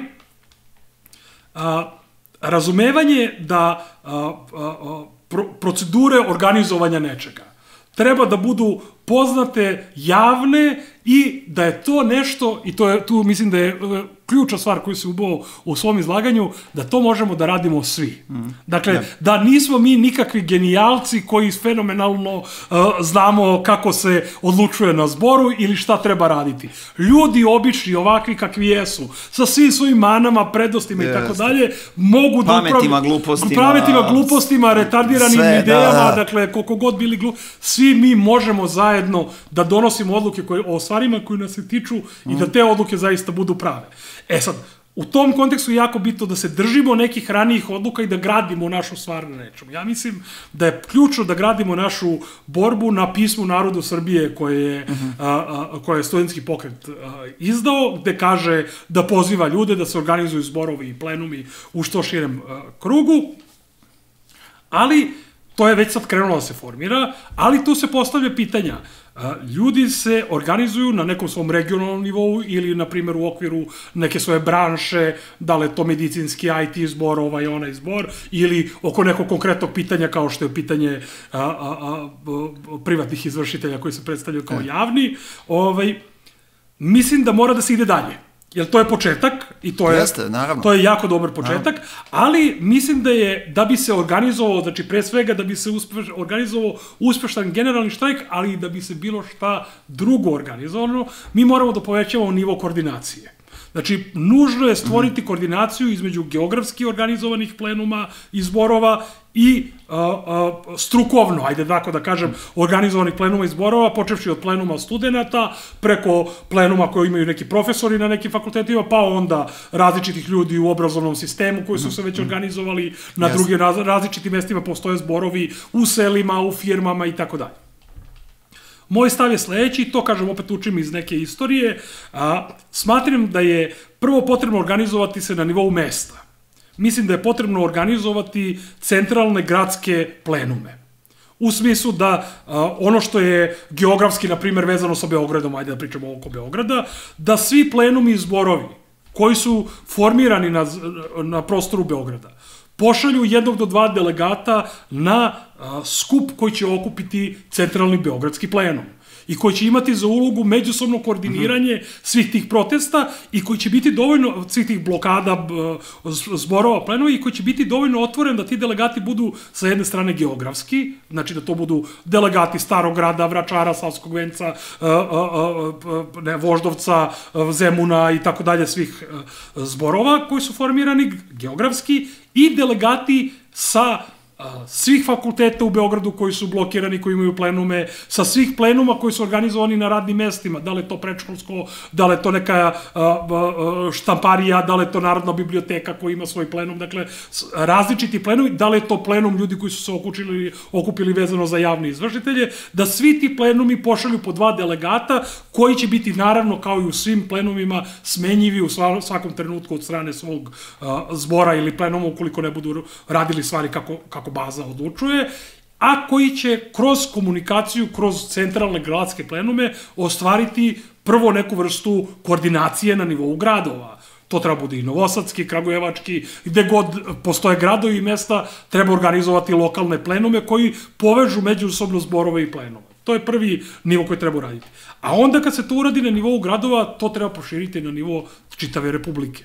Znači, potrebno je napraviti neku međusobnu koordinaciju svih gradskih centralnih plenuma, mesnih, hajde da kažemo, centralnih plenuma, i potrebno je, pored toga što je koordinacija sama po sebi bitna, razmena informacija, šta se gde dešava, usklađivanje zahteva i tako dalje, potrebno je formirati neko izvršno telo koje će da sprovodi odluke svih tih plenuma i zborova. Znači, organizujemo se na svojim mesnim zajednicama, na opštinama, koordiniramo se na nivou grada, onda se koordiniramo na nivou cele države i stvorimo i određeno telo koje će da operacionalizuje ono što plenumi i zborovi odluče. A plenumi i zborovi treba da odluče da hoćemo da pravimo generalni štrajk. I onda je uloga tog izvršnog tela da, koristeći sve resurse koje pokret ima, se organizuju pripreme da se pripremi generalni štrajk koji će zaista funkcionisati. Znači, ne da to bude samo da nalepimo plakate generalni štrajk tada i tada, nego na svakom, da to izvršno telo, na svim plenumima i zborovima koji je čine i koje daju moć da organizuje to, da se sazna ko gde radi, šta radimo, šta je bitno u našem mestu da bi firme koje rade u našoj opštini, u našoj mesnoj zajednici, u našem gradu, da bi se priključile štrajku.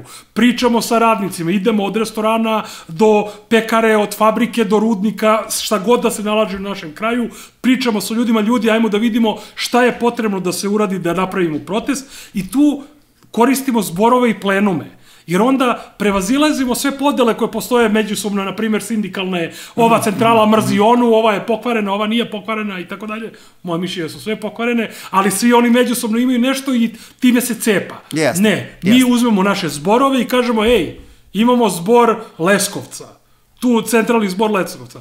Tu delegate mogu pošalju ljudi iz svake opštine ili mesne zajednice koja je napravila zbor, mogu ljudi iz svojih firmi, ajmo mi da vidimo kako se u Leskovcu sada pravi, kako da organizujemo, da onog dana kad zakažemo, što može bude i za pola meseca ili mesec dana, od sada nema tu vrstu hitnosti da to bude danas ili sutra, da se taj generalni štrajk zaista bude generalni štrajk, da se zaista zaustavi cirkulacija kapitala i da ovaj sistem ne može funkcioniše. Sa 7 dana takvog štrajka ne bi bilo ni jednog sistema koji može tome da odustane. To je odgovor i na pitanje profesorima šta mi da radimo, mi smo žrtve, jedini mi štrajkujemo, ostali nisu uključeni. Da, jer niko ne može navrat na nos da se uključi i da kaže sad ću ja prekinem da radim, ako će ga neko otpustiti, ako će mu neko praviti probleme. Profesori su zaštićeni kao beli medvedi na fakultetima, njih mogu da otpuste samo drugi profesori. Dakle, i onda je mnogo lakše to uraditi, ali to je onda smernica. Treba sve ostale ljude koji se nalaze u istoj situaciji da žive pod ovim buđavim, smrdljivim sistemom, da su male plate, da žive kao govna, da ih eksploatišu svi belosvetski ološi i lokalni komprazdori, treba im omogućiti da kroz neko izvršno telo plenumsko koje će biti rezultat koordinacije čitavog pokreta zborova i plenuma se organizuju pretpostavke generalnog štrajka. A onda kad krene generalni štrajk, onda se otvaraju vrata zaista promene dubinske sistema. Tako da to je otprilike neka moja ideja. Razumem, da, razumem skroz. Tu se u nekoliko nećemo složiti zato što ja prosto ne znam da li idemo ka generalnom štrajku, prosto ne mogu da postavim generalni štrajk kao cilj. Više ovo posmatram kao neki work in progress, pa vidjet ćemo tačno u kom pravcu se ova stvar razvija. Mislim da važno je da bi se razvijalo mislim sam govorili u prošloj epizodi o tome, znam da možda može da zvuči ljudima neprijatno jer su to možda čuli od NGO-vaca ili od ne znam koga, ali male pobede. Nema drugog načina da se to kaže. To je nešto što je mnogo starije, to su NGO-vci kooptirali, od uvek se svako organizovanje se razvijalo kroz male pobede, ljudi stiču samopouzdanje, idu korak dalje i tako. Mislim, to je prosto nema veze, ali kao razumem da će sad nekom da se digne kosa na glavi, zato što je to godinama slušao od nekih NGO-vaca koji govore ljudima boriti se za parkiće. Znam da to kao postoji neki su ljudi negativni prema tome, ali kao nema tu ničeg zapravo što je izmišljeno u NGO, što se organizovanje tiče. Mislim da je kratkoročni ciljevi su nešto čemu bi se ja u ovom trenutku mnogo više posvetio u onom smislu stvaranja trajnog organizovanja o kome smo govorili. Prosto to je jedino nešto što mi je skepsa prema tome da opet, kao i neke druge stvari koje smo prešli prošli put, ne kažem da se na kraju to neće desiti, čak verovatno hoće, ali mislim da sada zacrtamo takav cilj i onda u nekom dužem periodu bez nekih konkretnih učinaka i takozvanih malih pobjeda,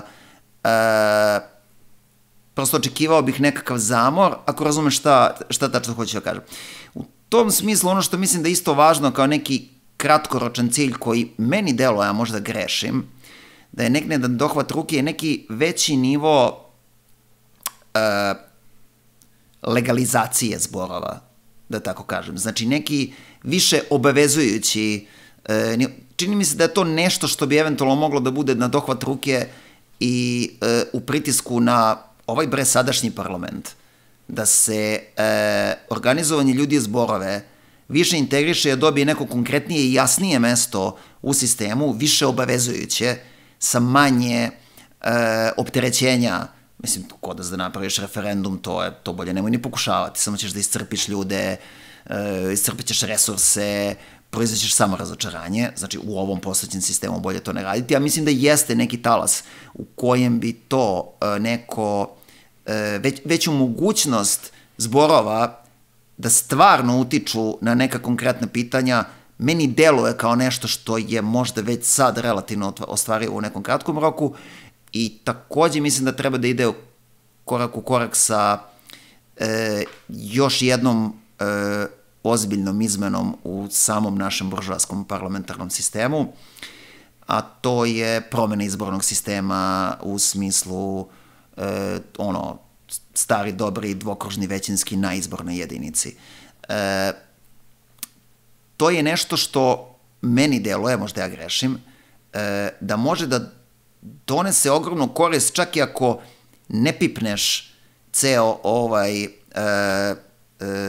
evropski izgrađeni, mislim, po evropskom modelu izgrađeni sistem kontrole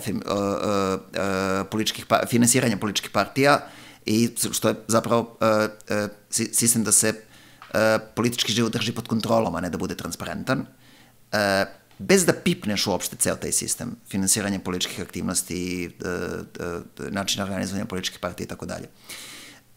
Da njihova moć postaje relevantna samom činjenicom da ljudi mogu da se organizuju, znači da bi ušao u parlament ne moraš da se organizuješ na nacionalnom nivou. prosto imaš svoju, možeš da se organizuješ na svojoj izbornoj jedinici ako možeš da pobediš tu. To i u ovom sadašnjem sistemu ipak to traži neka sredstva koje su nam dostupna. Razumeš? Znači, prosto da bi se ljudi organizovali, da bi na jednoj izbornoj jedinici dobili neku ozbiljniju reprezentaciju od ovoga što imaju sada. Ti ne moraš da praviš celu nacionalnu listu, ne moraš da igraš celu ovu igranku sa tim da si ti kao nekakva partija. Prosto to ti je dostupnije na nekom nivou. I mislim da postoji i neka zrelost na društvenom nivou prema tome. Da je to, mislim, makar koliko ja čujem, i kao dosta ljudi predlaže neku sličnu reformu izbornog sistema. Jelena Pavlović je nešto izašla sa nekom dosta interesantnom idejom u tom smislu. Sad pričam u javnosti na društvenim mrežama. I generalno vidim da dobro prolazi i da to jeste nešto što... Čekaj, to je Jelena Pavlović iz ovog Branko Pavlovića Mi? Ni iz jednog, ni iz drugog zapravo. Znači, Mi je u ovom trenutku ima dva Mi i ima Jelena Pavlović. Ona je samostalna poslanica koja je stupila iz jednog i iz drugog. Užasno. Mislim, ta priča se prezavršila nego što je počela praktično. Već je sada u tri dela, ali sad na stranu. Kažem, po tome kako je ispraćena ta ideja i kako vidim da se razgovara o tome, čini mi se kao nešto što bi isto moglo kratko i bez mnogo investiranja da slomi snagu ovih kompradorskih organizacija koje zovemo političkim strankama, prosto zato što onda to nije nešto što samo oni mogu da urade. Onda to nije nešto što samo neko ko ima finansijera iz domaće krupne buržoazije ili finansijera sa zapada ili negde sa strane, da mu bude dostupno da... Ali čekaj, šta ti hoćeš da kažeš da misliš da bi pokret sada trebao da se bavi izmenom tog zakona? Jel ja tebe dobro razumem da sad studentski i ovaj ceo pokret treba se bavi izmenom tog zakona? Da, mislim da to je jedna od stvari koje bi mogle da budu pravac. Da se šta? Da se bavi... Promena izbornog sistema u smislu da dvokružni većinski na izbornoj jedinici. Tako bi ga ja organizovao, možda neko drugi. Mislim da zaboravim se sad tačno, mislim da je predlog Jelene Pavlovića što drugačije od toga, ali ono kao nema veze, mislim da to postoji apsolutno način. Ali misliš da to postoji, ja sam zato i krenuo sa pričom oko generalnog štrajka, zato što, jel misliš da postoji sad interesovanje da se sad mobilišu ljudi da se bavi time? Zato što je pitanje šta da se radi sad, ne kao apstraktno an general. Dakle, i pričamo sada, da. Ja kad sam pričao o generalnom štrajku, ja sam pričao zato što 84% ljudi misli da treba da se napravi generalni štrajk. Ja se potpuno slažem i to smo pričali u prethodnoj epizodi, da su male pobede ključe da bi se stvorila solidarnost, osjećaj, bitnosti, međusobno i tako dalje. Ali onda, dakle, sad ako dođemo do situacije gde su se zborovi već razvijene na neki osjećaj koordinacije, prvo, mislim da je nužna koordinacija međusobna, da ne možemo ostanemo na nivou ovaj zbor ovde, ovaj zbor onde, da to mora da se radi zajedno, ali šta onda? Dakle, onda taj zborovi kad se međusobno koordiniraju, oni moraju da imaju neku vrstu aktivnosti. Ti misliš da umesto aktivnosti tipa da se gura za generalni štrajk nakon što se formira čitav pokret, misliš da bi se trebalo gurati u pravcu izmene zakona o tome. Zato što, razumiješ u čemu je stvar, to meni deluje potpuno da će svim ljudima delovati, ovo sad neke stranke rade da bi njima bilo lakše. Što si ti više manje i rekao i što jeste tačno. Dakle, a neće vidjeti to kao... Ali očigledno ne. Ne. Očigledno ne. To je bukvalno sistem koji bez mnogo lančanih izmena 150 zakona i čak bez nekog problema sa ustavnošću takvog rešenja može na, kažem, relativno lak način, i meni se čini relativno dostupan u ovom trenutku, da slomi potpuno snagu ovih političkih stranaka kakve sad imamo. Da li misliš da postoji, mene zanima, dakle, da li misliš da je to realan stav, znači čitava populacija koja je ustala u protestima je vrlo jasno antipartijski orijentisana, da li sad misliš da je to plodno tlo gde treba doći sa idejom, a sad mi da promenimo ovaj grozni sistem izbora za koji verujete da su svi pokvareni i da napravimo neki drugi. Da li je to plodno tlo, jer ovaj pokret meni deluje vrlo antiparlamentarno. antiparlamentarno. Znači, čak i te ideje vladajuće, mislim, kako bih rekao, on je antiparlamentaran po zvaničnim stavovima svojim. Dakle, oni su za ljudi kritikovali parlamentarizam u pismu Narodu Srbije, studentski pokret kritikovao parlamentarizam i sad meni nije jasna taktičko... A čekaj, parlamentarizam generalno, bilo kakav parlamentarizam? Da, en general su kritikovali parlamentarizam u tekstu. Znači, tekst na protesta Naroda Srbije je kritikovao parlamentarizam kao takav i sad, znači, mene zanima koja je materijalna osnova, sem neke svoje želje i mišljenja šta bi bilo korisno za protest koji bi trebao da nastavi. Jer ja sam nekako, računam da materijalisti računaju sa nekom svešću koja postoji. Ne možemo mi sad, ja bih volio najviše kad bi čitao ovaj pokret činili anarhisti, gomila anarhista i da sad samo kažemo, ljudi, ja sad uništimo državu i kapitalizam. Mislim, ne možemo tako, nego treba da korespondira, da vidimo šta je ono što je opšte mišljenje. Sad, opšte mišljenje je da postoji potpuno nepoverenje u političke stranke. Mislim, na stranu sa tim da se ja slažem s tobom da postoje različite političke stranke i političke partije i tako dalje. U tom smislu, izvini, moram te prekinu, u tom smislu nismo, ne znam kako si me razumeo, vratno nisam dobro objasnio, pa si me tako razumeo da govorim o uređenju izbornog sistema da bude više naklonjen partiji kao što je naša. Uopšte nisam govorio o tome. Znači, izbori na izbornoj jedinicu su izbori za bilo koga. Da, ali sami izbori su... Uključujući i SNS i partiju Radikalne levice i grupu ljudi koji se organizuju... Jeste, ali pokret je protiv bilo koga. Znači, pokret je bukvalno sam na zborovima, znači, ja znam na zborovima, znači, svaki političar koji se pojavi kaže ja sam iz stranke, svi kažu ne možeš to, ne možeš da budeš ovde i ako pokušaš, svi ga izvižde. Znači, imamo vrlo sentiment antipolitičarski i antiparlamentarni. Ja ne znam kakva je strategija politička da sad na tom sentimentu dođem i kažem mi treba se borimo za bolji parlamentarni sistem. Ne znam koliko to ima prođu među ljudima koji su a priori protiv toga, a, kažem ponovo, ja sam generalni štrajk izvukao kao temu zato što je to nešto što je opšte prihvaćeno u tom skupu. I to overwhelmingly opšte prihvaćeno. Mislim, to je sad taktike, procene taktičke, šta je najpametnije, naravno. Nemam istraživanje, ako to pitaš, ono kao krenuo si sa rezultatima istraživanja, nemam ga, imam generalno utisak sa društvenih mreža, nemam istraživanje. Ne, potpuno legitimno, dakle, ali ajde da vidimo sad, kako bih rekao, to je nivo, da li se slažemo sa tim da je potrebno stvoriti tu neku koordinacionu strukturu plenuma i zborova, šta god da onda bude bio taj neki zahtev kojim bi se izlazilo pred javnost. Znači, da li je to sad zahtev organizovanja generalnog štrajka ili je zahtev za promenu ovog parlamentarnog sistema, ne možemo ništa da uradimo ako smo izolovani na nivoima zborova, mesne zajednice i opštine. I bio je između još jedan predlog koji si preskočio, a to je da se sam zbor više integriše u postojeći sistem da dobije veću moć prema parlamentu. To je posebna tema. Bilo lokalnoj samoupravi, bilo nacionalnoj. Ja mislim da je to jako bitna stvar koju si rekao. Nisam ja zaboravio zato što je to sad izdvojena tema od ovoga. Dakle, ja mislim da trenutno plenumi kontrolišu stvari.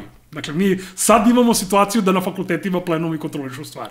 I ja mislim da je svakako jako bitna stvar da te forme ostanu forme koje će biti institucionalizovane. U smislu da će se naterati država, fakulteti, ministarstvo obrazovanja da u zakonima koji definišu tipa pitanje studentskog parlamenta koji se pokazao kao institucija koja je mrtav i tako dalje, da to bude zamenjeno nečim ovog tipa, ali ja hoću da ukažem na to da Vučićeva ekipa o tome takođe priča. Dobro. Zato što je to način na koji oni vide da pacifikuju pokret. Jer jedna je stvar kad ti moraš da se biješ za svoj plenum, da tvoj plenum bude ovde, tu se unosi energija, tu postoji određena dinamika, a druga je stvar kad ti neko to da kao ventil. Kao što u Nemačkoj imaš radničke savete, navodno, koji imaju uticaj na to da u kolektivnom pregovaranju imaju pola glasa. Ali ti kao imaš celu proceduru demokratsku gde se radnici odlučuju nešto, jest da oni na kraju nemaju nikakav efekat na to šta će raditi udruženje gazda autoindustrije Nemačke, ali imaju čitavu proceduru koja se troši u tome. I ja sam pratio prvog dana posle Vučićevog protesta na Pinku, na Happy-u i tako dalje, zvanične njihove face koje su doveli tu da budu, da gude kako je bio divan protest i kako će se sad stvari rešavati. Više puta su ponavljali kod Jovane Jeremić, kod, ne znam, takvih profila. Kako je jako bitno ipak učiti iz ovog isustava direktne demokratije i integrisati taj iskustvo. Sa čim? Pazi, znači, ponovo kažem, ja se sa tobom potpuno slažem. Apsolutno moramo ovu tradiciju koju smo stvorili da sačuvamo.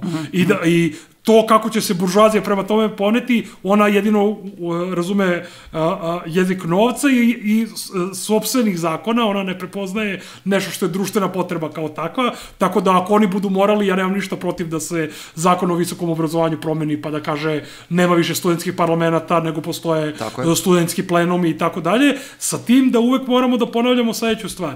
Ne treba dozvoliti da oni dele među nama plenum i treba da imaju sve zaposlene na jednom radnom mestu.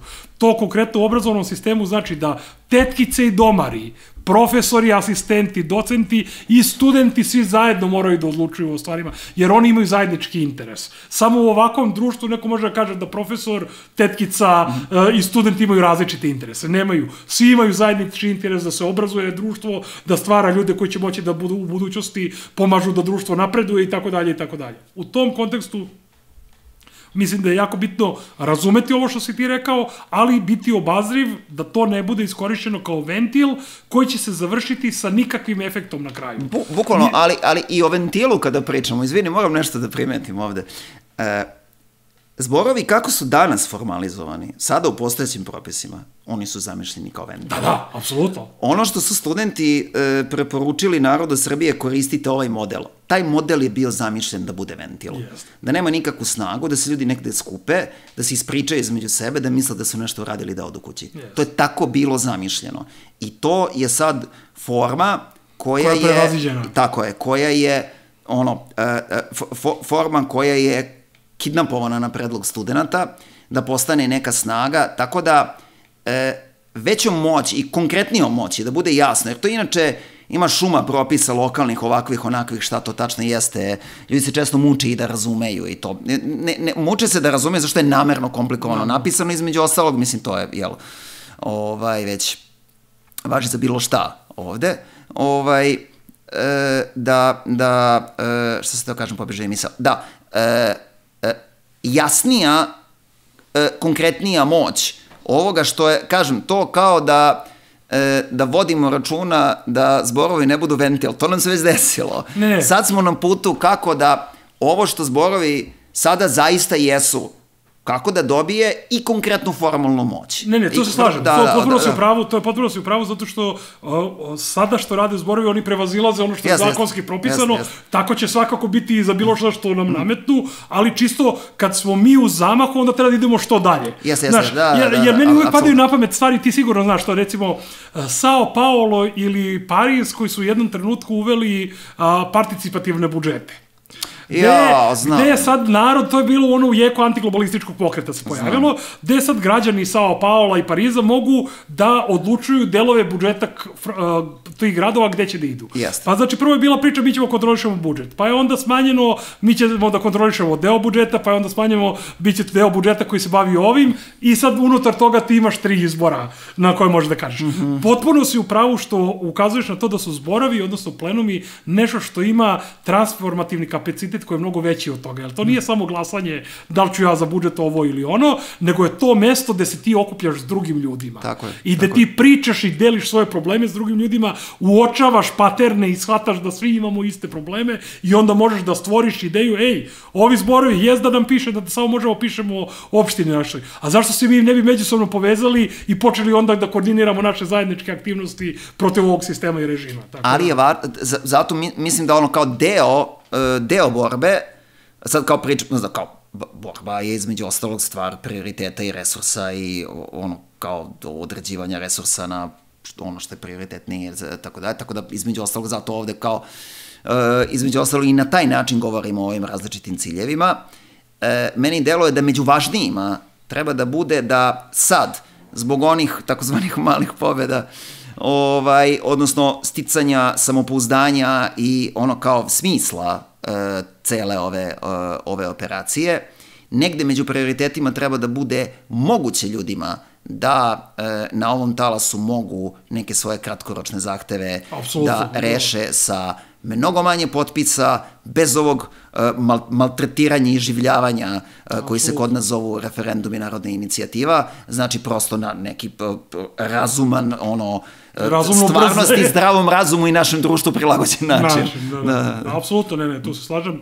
Pa dobro, kako bih rekao, onda možemo da završimo svakako sa sloganom svi u zborove koje su studenti izbacili. Pa se vidimo onda za 15 dana opet. Nastavljamo emisiju. Ćao.